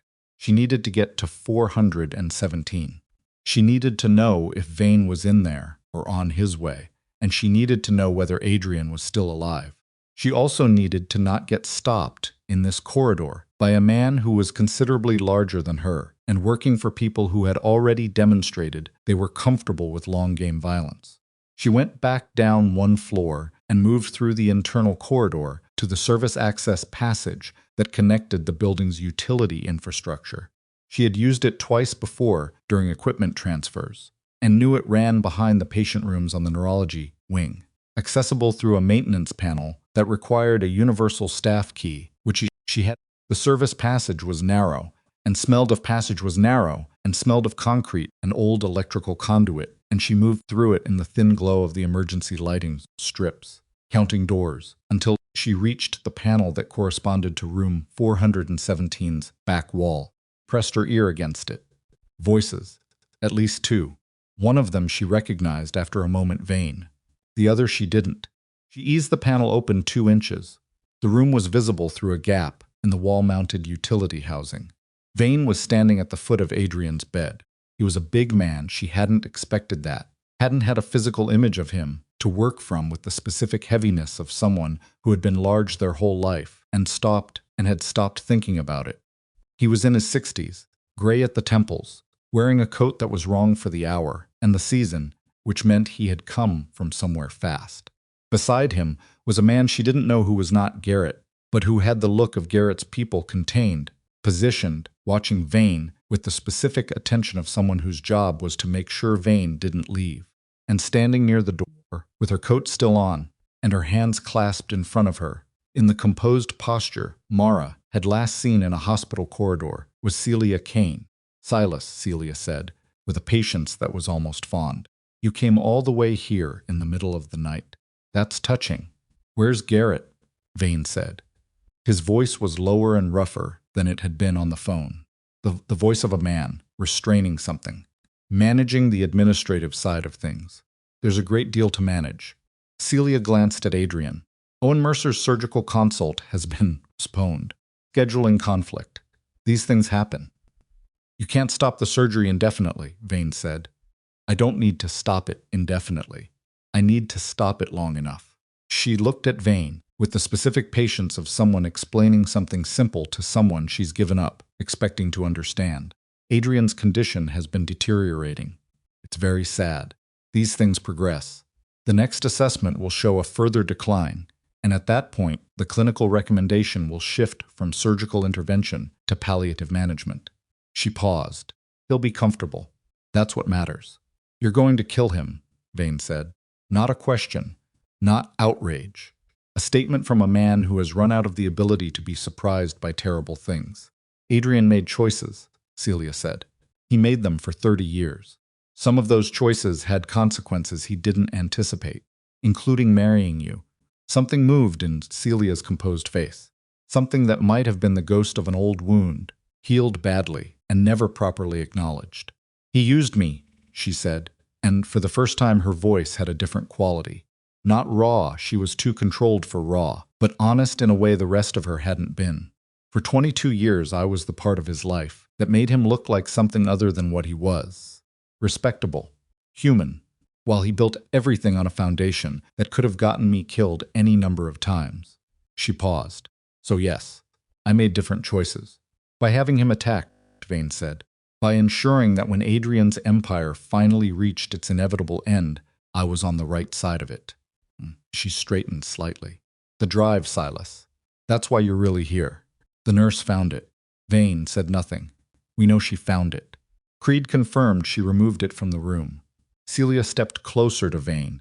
I need it before it reaches anyone who can do something with it. And I need to know where she is. Mara's grip on the panel edge tightened. Creed had confirmed it. She had told Creed she had the drive. On the phone, in the car, driving away from the hospital. And Creed had told Celia. Vane stood at the foot of Adrian's bed and looked at Celia Kane. And then he did something that Mara hadn't expected. He looked at the wall. Not randomly. With direction. At the utility housing panel. At the approximate location where she was standing. He knew the service passage was there. Of course he did. He knew this hospital. He had helped Adrian secure the contract. He was telling her something. She read it the way she had learned to read things. Not from its surface, but from its intention. He was telling her he knew she was there. He was telling her to stay put. He was buying time. I don't know where she is, Vane said, turning back to Celia. That's honest. She's not someone who stays where you can find her. No, Celia agreed. She's not. She looked at her phone. But she'll come back here. She has to. She'll want to make sure Adrian is. Celia glanced at the bed, at the man lying motionless with his eyes open, and tracking everything in the room with the focused rage of complete helplessness. She'll come back. People like her always do. Adrian's eyes moved. Mara had been watching him through the gap in the panel without fully registering it, and now she registered it. His eyes had moved from Celia to the utility housing, to her. He had tracked it, the way he tracked everything, and now his gaze held the panel with the specific quality she had learned over weeks to read as communication. He knew she was there too. He looked at his IV line. Back at the panel, IV line again. She looked at the IV setup visible from her angle. The secondary line was running a maintenance, drip standard. There was something attached to the pump that hadn't been there during her vitals. Check.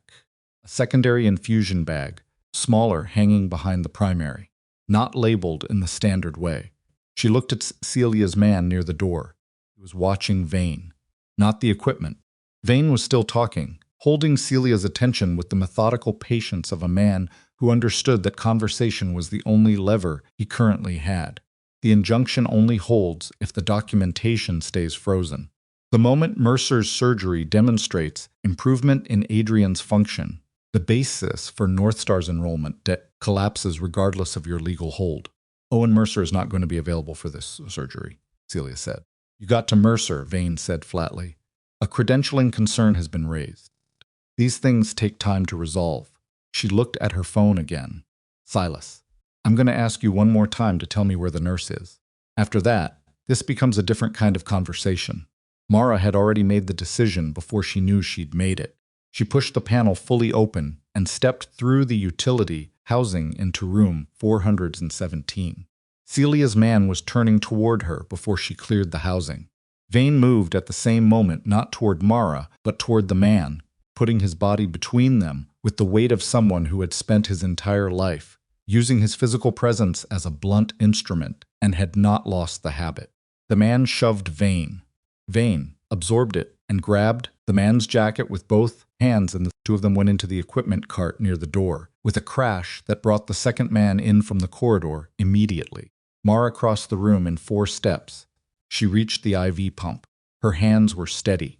She had spent 3 years in this hospital, learning every pump interface by touch, and she shut down the secondary infusion line in 2 seconds, clamped the line, and disconnected the secondary bag before either of the men in the doorway could process what she was doing. Stop, Celia said. Not loud, not panicked, exactly the volume required, which was somehow more frightening than shouting would have been. Mara held the disconnected bag and turned to face her. Celia was standing 4 feet away. She had produced something from her coat pocket, not a weapon, exactly, but the phone that she was now holding with the specific posture of someone prepared to make one call that ends everything. Do you know what I can do to you in the next 10 minutes? She said. Your identity, your license, your history, every piece of documentation that makes Mara Voss a real person. She held the phone level. 1 call. Make it, Mara said. Celia blinked, fractionally. I'm sorry? Make the call. Burn the identity. Mara held the secondary infusion bag level so Celia could see it clearly. And I walk out of this hospital with whatever is in this bag and deliver it to every toxicologist and federal investigator I can reach before your people stop me, and we find out together what you were planning to put into Adrian Kane's IV line this morning. The room was very quiet. Vane had one hand on the wall and was breathing hard from the struggle near the door. The second man from the corridor was inside the room now, positioned behind Celia, watching Mara with the assessment of someone calculating odds. The first man was on the floor near the equipment cart, not moving but breathing visibly. Celia looked at the bag, at Mara's face, at the bag again. That's a standard medication infusion, she said. Then you won't mind me taking it for verification. A silence stretched between them that had the texture of something about to tear. And then Adrian Kane, the most feared mafia boss in the city, the man who had not produced a voluntary sound in 6 months, the man who had been paralyzed and sedated and managed and classified and written off, opened his mouth. Came out was not a word. It was barely even a sound. It was the wreckage of a voice, hoarse, broken, produced at what must have been enormous effort, dragged from a body that had been systematically suppressed for half a year. But it was recognizable. Vane, one word, his own man's name, in the specific tone of a man giving an order. Vane straightened up from the wall. The second man behind Celia moved, and the door to room 417 burst open as Jonah Creed came through it with 2 men behind him, all 3 moving the urgent economy of people who were very late to something important and knew it. Creed stopped inside the door and read the room in approximately 2 seconds, Vane against the wall. The man on the floor, Mara holding the secondary infusion bag, Celia with her phone, the second man from Garrett's crew, frozen in the middle of a movement he hadn't finished. Creed looked at Mara. She looked at him, and she held the infusion bag out to the side so his attention could go to it, and she watched his eyes track it and then track back to her face. And she saw him understand, not just that she had it, but that she knew about the photograph, that she knew about his connection to Celia's people, that she had built the complete picture and was standing here with it anyway, which meant she had decided something about him that she hadn't yet told him. The secondary infusion bag from that IV pump needs to go to a toxicology lab, she said. Chain of custody. Right now. Creed reached into his jacket and produced an evidence bag. He crossed the room and took the infusion bag from her hands and sealed it with the practiced movement of someone who had done this 1,000 times. And as he did it, he said, very low, not looking at her, the photograph on the drive. It's not what it looks like. Then explain it later, she said. Right now you need to arrest Celia Kane. On what grounds? Celia said with a composure that was extraordinary under the circumstances. I'm visiting my husband. Attempted homicide, Mara said. And I have a drive that documents 22 months of financial fraud, conspiracy, and planning associated with the attack that put him in this bed. The room went very still. Celia's composure held for another 3 seconds. Then something in her face changed. The armor didn't crack, exactly, but the energy behind it shifted. Like a building after the load-bearing structure fails, the facade still standing, but everything underneath it already gone. She looked at Adrian. At the man lying motionless in the bed, who had just spent everything he had on a single word.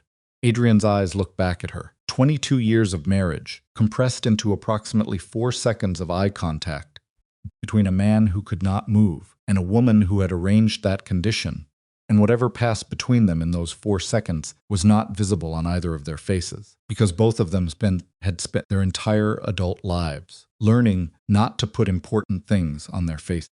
Creed took Celia's arm. She let him.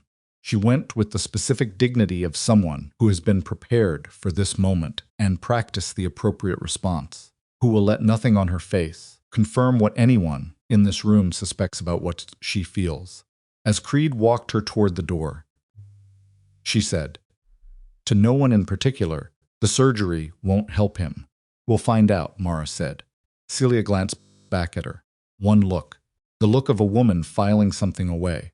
Then she was through the door, and the room was left with Vane against the wall, and the man on the floor breathing, and the monitors beeping steadily, and Adrian Kane in his bed, with his eyes open, staring at the ceiling with an expression that his paralyzed face could not show, but that filled the room anyway.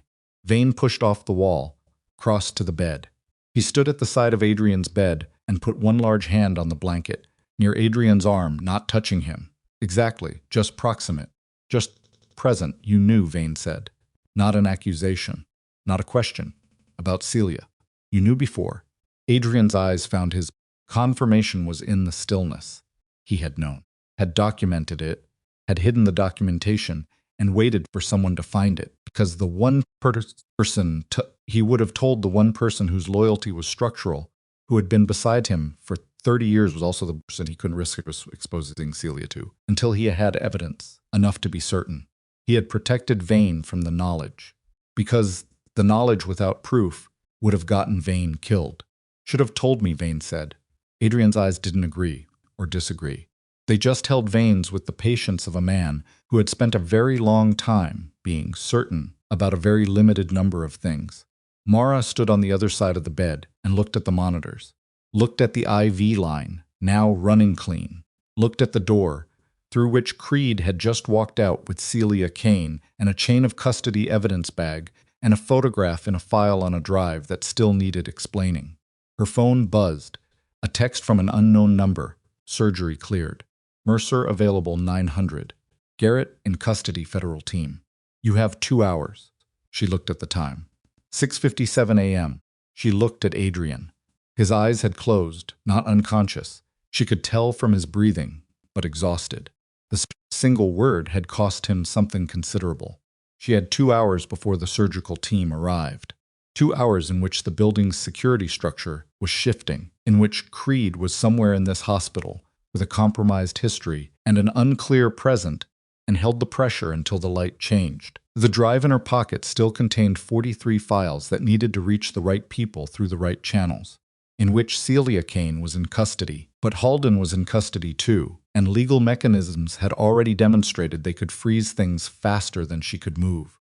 She had 2 hours, and she was running on 3 hours of broken sleep, and her hand finally stopped shaking, and there was a man in the bed in front of her who had one word left when she arrived and had spent it wisely. She pulled the chair from the corner of the room and sat down at his bedside. She would stay until Mercer arrived. Whatever came through that door in the next 2 hours, she would be here when it did. Vane looked at her across the bed with the expression of a man reassessing something he had been wrong about. "You're the one he warned," Vane said. 7 years ago. "Yes," she said. "He never told me why." She looked at Adrian's closed eyes, at the face that had been still for 6 months, and that was still now in a different way, not sedated stillness, not the stillness of management and suppression. Just a man's face, resting, for the first time in a long time, in a room where the right people finally knew what was happening. "I don't know either," she said. "I never got to ask." Vane looked at her for a moment longer.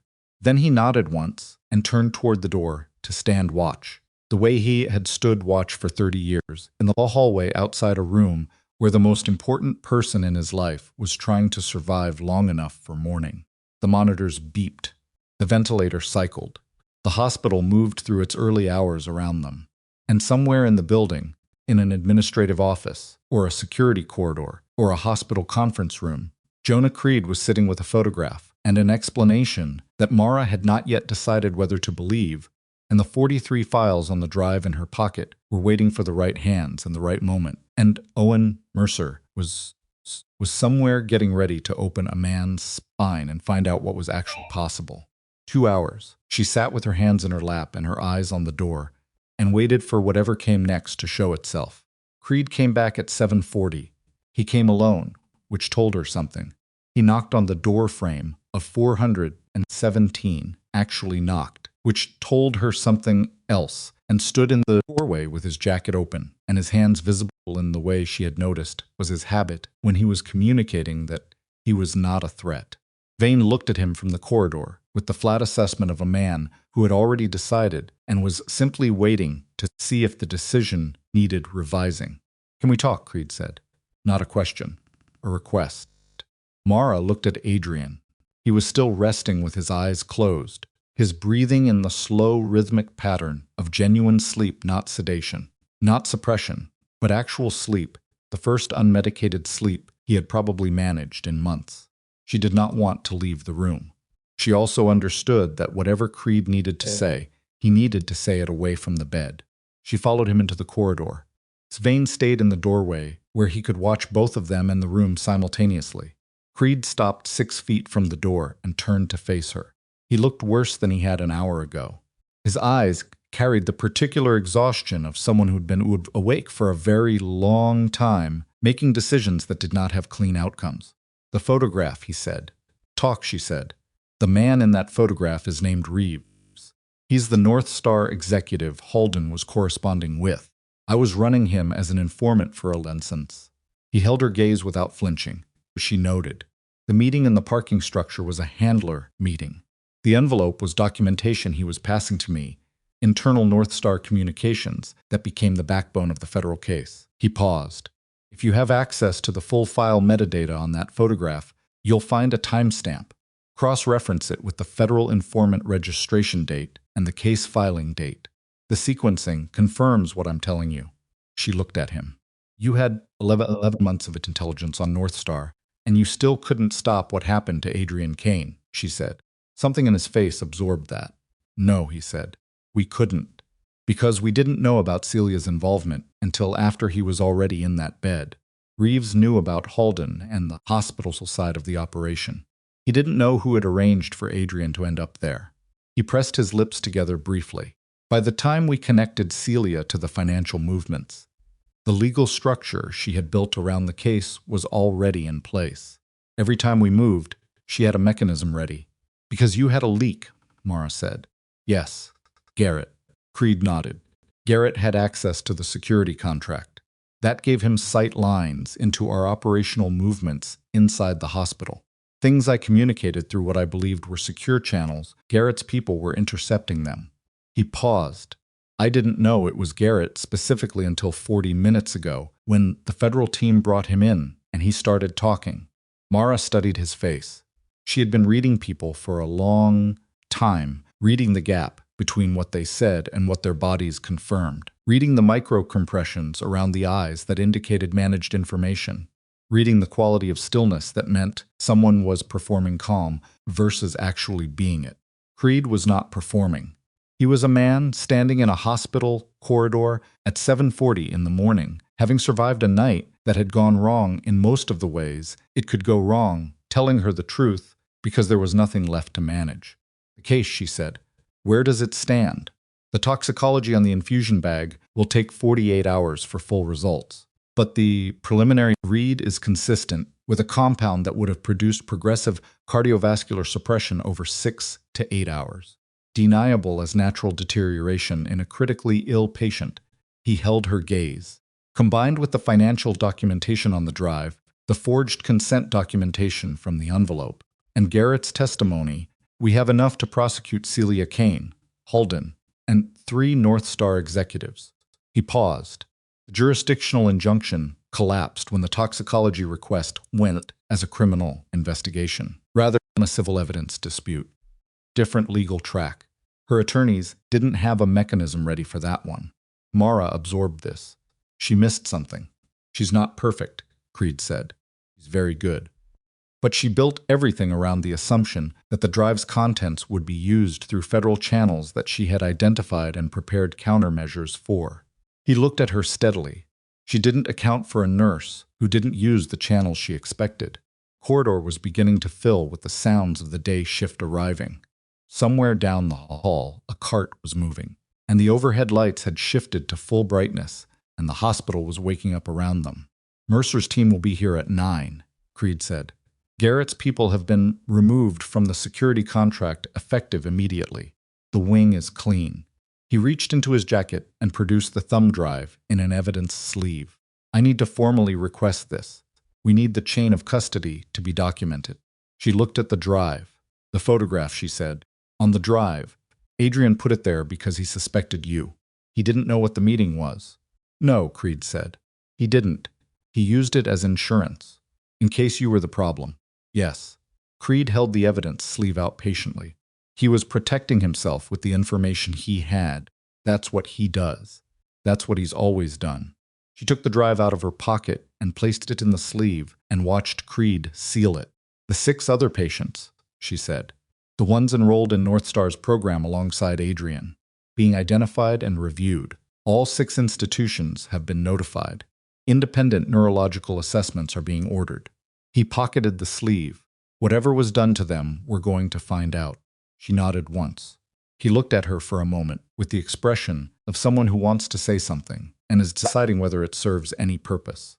For what it's worth, he said finally, the way you moved through this, the sequencing, the decisions, the way you read the room, every time I've worked with people who trained for years to do what you did on instinct. He paused. I don't know who you were before Westbridge. I don't need to. But whoever built you, they built you well. She said nothing. He left. She stood in the corridor for a moment and felt the specific exhaustion of someone who has been running on borrowed fuel and has just been told the emergency is over, which is sometimes the most destabilizing news there is. Then she turned and went back into room 417. Owen Mercer arrived at 8:55. He was younger than she expected, mid-40s, with the compact, focused energy of someone who spent most of their professional life in a state of controlled concentration.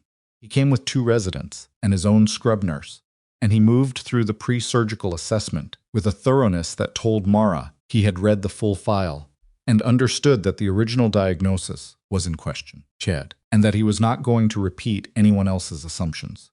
He spoke to Adrian directly, not at him, not past him directly, in the specific way of a physician who believed the person in the bed was present and capable of receiving information. Mr. Kane, my name is Owen Mercer. I'm going to operate on your spine today. The imaging shows compression at C4 and C5 that we believe has been partially restricting signal transmission. I don't know how much function we can restore. I want to be honest with you about that. But I believe you have more function available than the current classification suggests, and I intend to find out." He paused. "I'm going to need you to stay with me through the prep." "Can you do that?" Adrian's eyes held Mercer's. Mercer looked at Mara. "Is that a yes?" "Yes," she said. Mercer nodded and turned back to his team. Vane had stepped out during the surgical prep. Mara found him in the family waiting area at the end of the wing, a room with chairs that were too small for him and a window that faced the hospital's internal courtyard. He was standing rather than sitting, looking at the courtyard with his arms crossed and his jaw set in the particular configuration of a man who has run out of things he can physically do and has not yet made peace with that. She sat down in one of the chairs. Let the silence be what it was for a moment. "How long did you know him?" she asked eventually. 31 years, Vane said, without turning from the window. "Started as a driver. He was 22. I was 33. A pause. He was the smartest person I'd ever met. Also the most stubborn. Also, he stopped.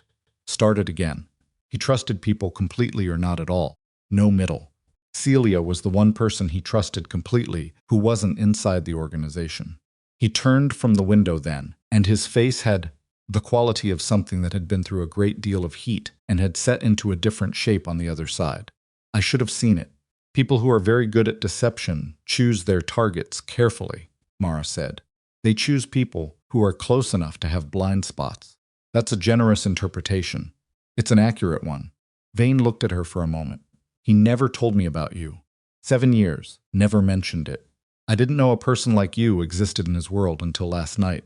He sat down heavily in one of the two small chairs, and the chair registered his weight with a creak that was almost comic. Why did he do it? The warning. What did he get from it? Mara looked at the courtyard. A maintenance worker was moving across it with a cart, unhurried, indifferent to the weight of what was happening in the floors above him. I've been trying to understand that for 7 years, she said.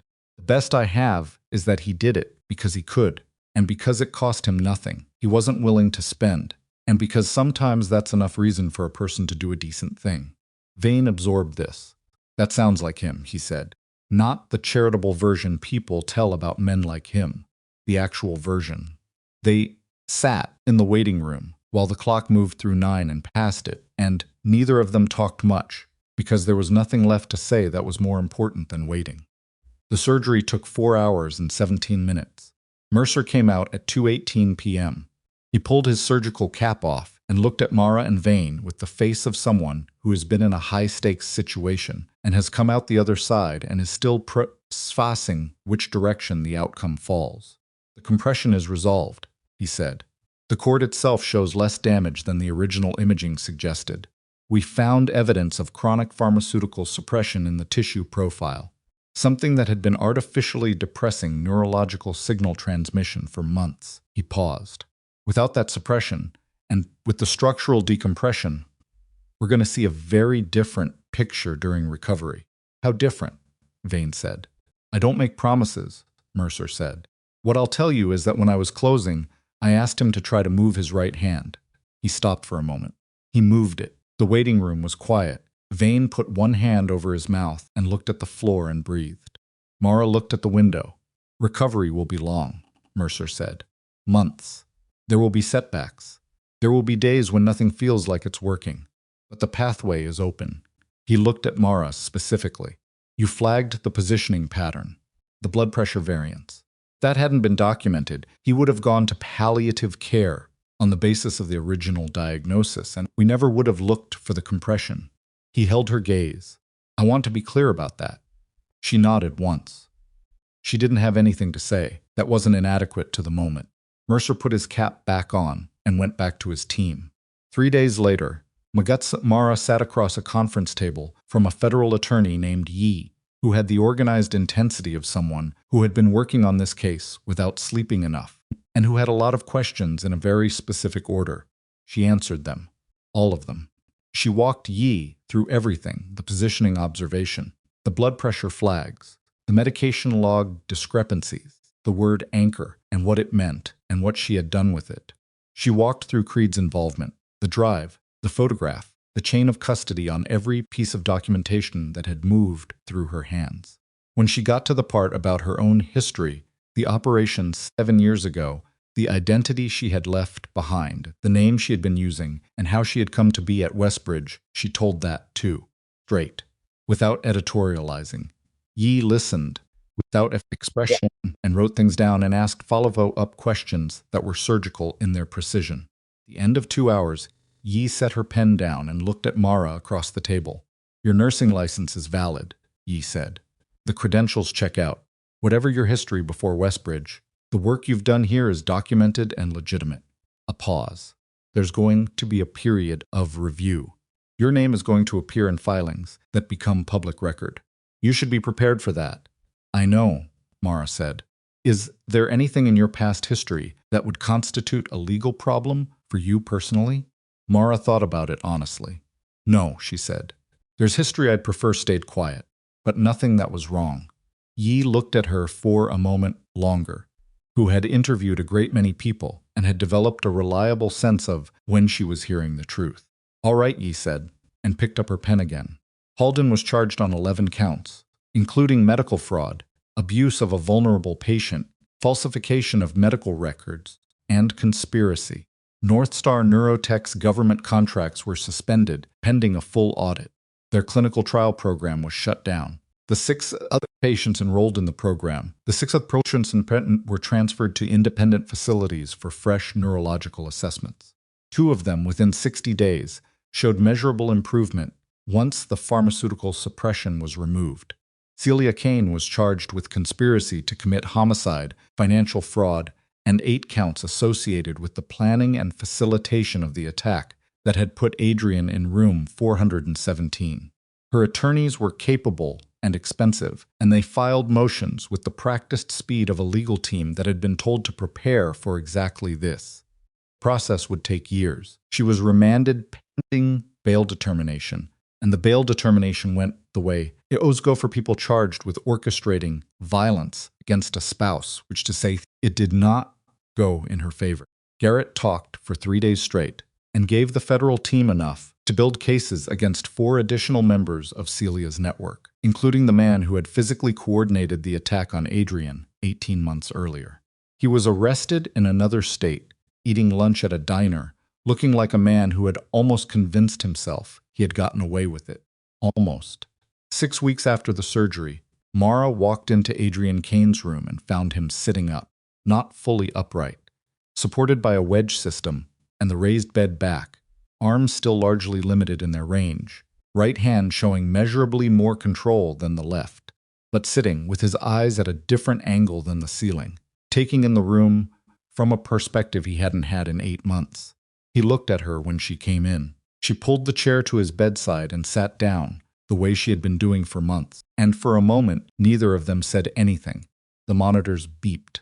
The ventilator had been removed 2 weeks ago.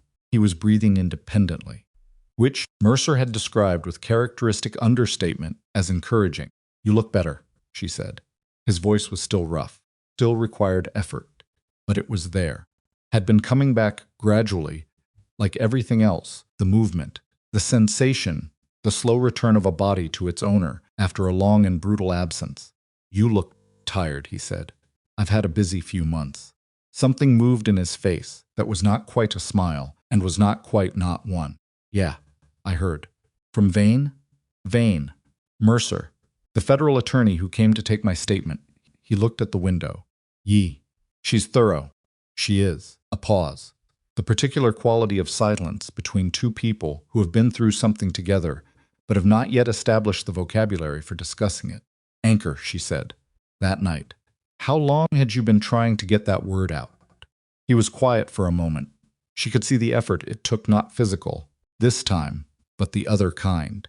The effort of going back into a place that had been very dark and picking up what you left there. 3 weeks, he said. "I knew you were on my rotation. I recognized you, not your face. I'd never seen your face. Your name, Voss. It was close enough to the name I'd known that He stopped. I wasn't sure. I needed to test it. The sedation was every 3 to 4 days. I had windows. I used them to figure out the ceiling camera schedule, the staffing rotation, when you'd be in the room alone." He paused. "I had a lot of time to think, I imagine. I thought about a lot of things," he said. "Lying there. You think you know what you'd do with that kind of time. Don't. He looked at his right hand, which was resting on the blanket, the fingers more relaxed than they had been a week ago. He watched it, the way you watch something that has come back to you after you'd given up expecting it. I thought about every decision I'd made, every person I'd used or burned or left behind, because it was operationally necessary. He paused. Celia, you don't have to. I knew, he said, before. Not completely. But I saw things that I chose not to follow all the way down. He looked at the window again. You build something. You spend 30 years building it. You don't look too closely at some of the load-bearing structures because if they fail, everything fails. He stopped. That's not an excuse. No, she agreed. It's not. He looked at her. She would have let me die in this room. Yes. And the organization. The people working in it. The ones at the bottom who didn't have any other options. She would have handed them to people who would have eaten them alive. That appears to be the plan, yes. He breathed out slowly. I can't rebuild what I had, he said. I know that. Even if I get full function back. The structure I was running, it's exposed. Federal case has everything. He paused. Vane thinks I should fight. Argue for a separation between the criminal enterprise charges and the recovery of the assets. What do you think? He was quiet for a long time. Long enough that she thought he might not answer her. I think, he said slowly, that I've been lying in a bed for 8 months, thinking about what I built and what it cost, and I'm not sure I want to rebuild it. He looked at his hand again. There are people in my organization who are going to need help, real help, not the kind I was giving them, which was a structure that kept them dependent and afraid. He paused. I have resources that haven't been touched by the federal case. Vane knows where they are. I'm thinking about what to do with them. She looked at him. At the man who had been lying motionless in this room for 8 months, who had been suppressed and managed and classified and written off, who had spent that time not dissolving, but calculating, not plotting, to rebuild his empire, but working through something that looked, from where she was sitting, like an accounting. That's not nothing, she said. It's not enough, he said. For everything I did, it's not close to enough. He looked at the window. But it's where I am. A pause. Why did you warn me, she said. 7 years ago. I've been asking myself that question for 7 years. He was quiet for a moment. His right hand moved slightly on the blanket. A small adjustment, the kind of movement that 2 months ago was impossible, and that he now made without thinking about it, which was its own kind of answer about what enough time and enough stubbornness could do. You were at the edge of something that was going to kill you, he said. Someone I trusted gave me the information. I had maybe 12 hours to do something with it. He paused. I didn't know you, didn't know what you'd been doing, or why you were in that position. But you were a person, and you were about to get killed for something that had nothing to do with you. And I had the information that could stop it, and I made a choice. Just like that. Just like that. He looked at her. I've made choices that were the opposite of that. Many more of them. I'm not asking you to. He stopped. I'm not asking you to think well of me based on one thing. I don't think well or badly of you, she said. I think you're complicated. Most people. He looked at her for a moment. Something in his face that was difficult to name, not gratitude. Not quite. Something older and less transactional. You could have walked away, he said. From this. From the beginning. When you heard the word anchor, you could have decided you didn't know what it meant. Yes. Why didn't you? She thought about it. The honest answer, not the clean one. Because I recognized what I was looking at, she said. A person that everyone had decided was finished. That everyone had stopped looking at because looking is hard and convenient is easy. She paused. I've been that person. Not in a hospital bed. But I know what it feels like when the room stops seeing you. She looked at the window. I wasn't going to be another person in that room who didn't see you. The monitors beeped. The morning light came through the window at a low winter angle and made a rectangle on the floor that shifted imperceptibly as the minutes moved. The camera in this room, Adrian said. Night shift. Signal drops between midnight and 3 a.m. I noticed that, she said. That wasn't an accident, he said. That was mine. I had someone arrange it when I first came in, before the attack. Before I knew what was coming. He paused. I had someone on the inside. Hospital security.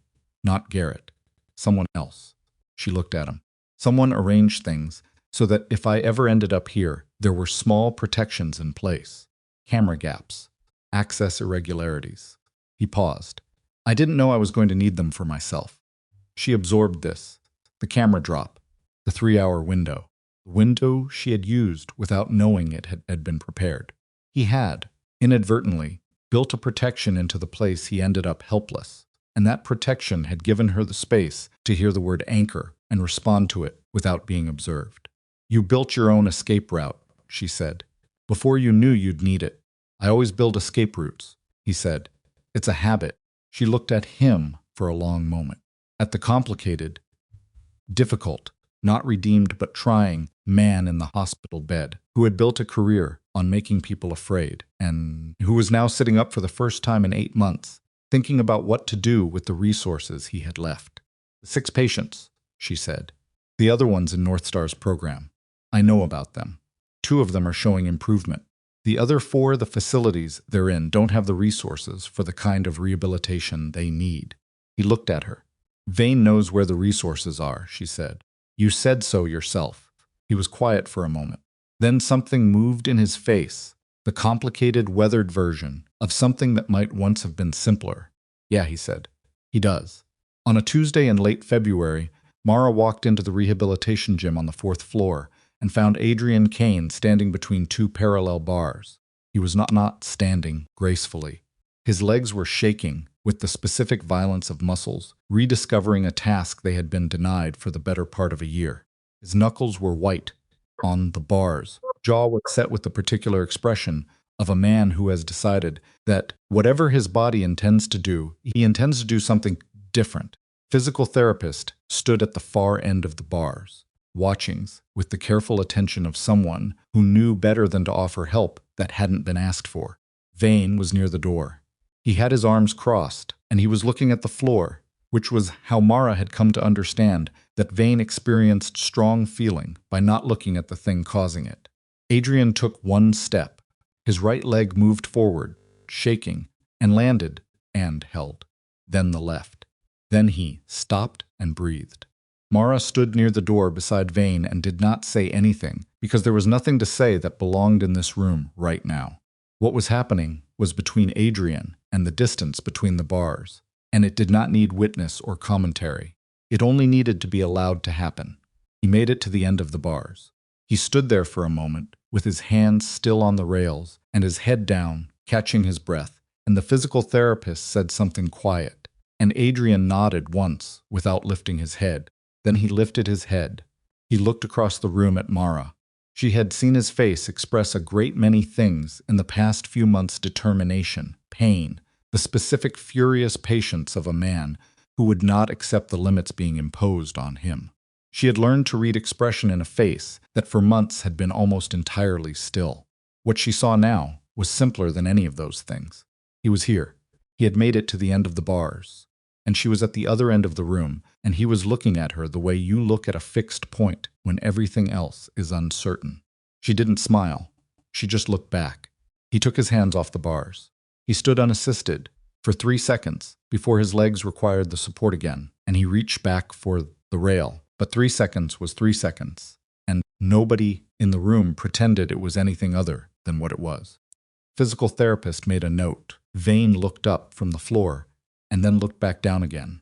Mara walked to the window and looked at the courtyard below, where the same maintenance worker she had seen 6 weeks ago was moving through with his cart, indifferent and unhurried, and the winter light was doing what February light does, which is arrive without warmth but arrive anyway. Behind her, she heard Adrian's voice, rough still but present. Same time tomorrow, he said to the physical therapist. Not a question. A statement of intent from a man who had learned, in the hardest possible classroom, the difference between those two things. She heard the therapist agree. She heard the slow scrape of Adrian's feet as he began the work of turning himself around between the bars. She stayed at the window and gave him the privacy of the effort, the dignity of not being watched through every hard inch of it. That was the thing about surviving something. You didn't need people to see the worst of it. You needed them to be in the room, present, not looking away because it was uncomfortable, but also not making a spectacle of your pain. She had figured out, somewhere in the last 8 months, that this was what she had been doing her entire career. Not the medicine, Not the clinical work, though she was good at it. The other part. The part where she stayed in the room. Courtyard below was quiet. A pigeon landed on the edge of a planter and considered its options. She heard Adrian reach the start of the bars again. Heard him stop. Heard him breathe. She turned from the window. He was looking at her again, from the other end of the bars. And this time there was something in his face that she hadn't seen before, not in any of the months in room 417, not in the slow weeks of recovery, not in the difficult conversations they'd had, while he was still learning what his voice could do again. It was the expression of a man who has come to the end of one version of himself, and is standing at the beginning of whatever comes next, and doesn't know what that is, and is, for the first time in 30 years, not afraid of not knowing. "You found me," she said. He shook his head, the small, careful movement of a man still cautious with his neck. "No," he said. "You never stopped fighting." She looked at him for a moment. Then she crossed the room and stood at the near end of the bars, and he began the walk back toward her, one shaking step at a time, in the rehabilitation gym of Westbridge Veterans Medical Center, where everyone had once decided his story was already over. It wasn't over. It was just finally beginning to be something else.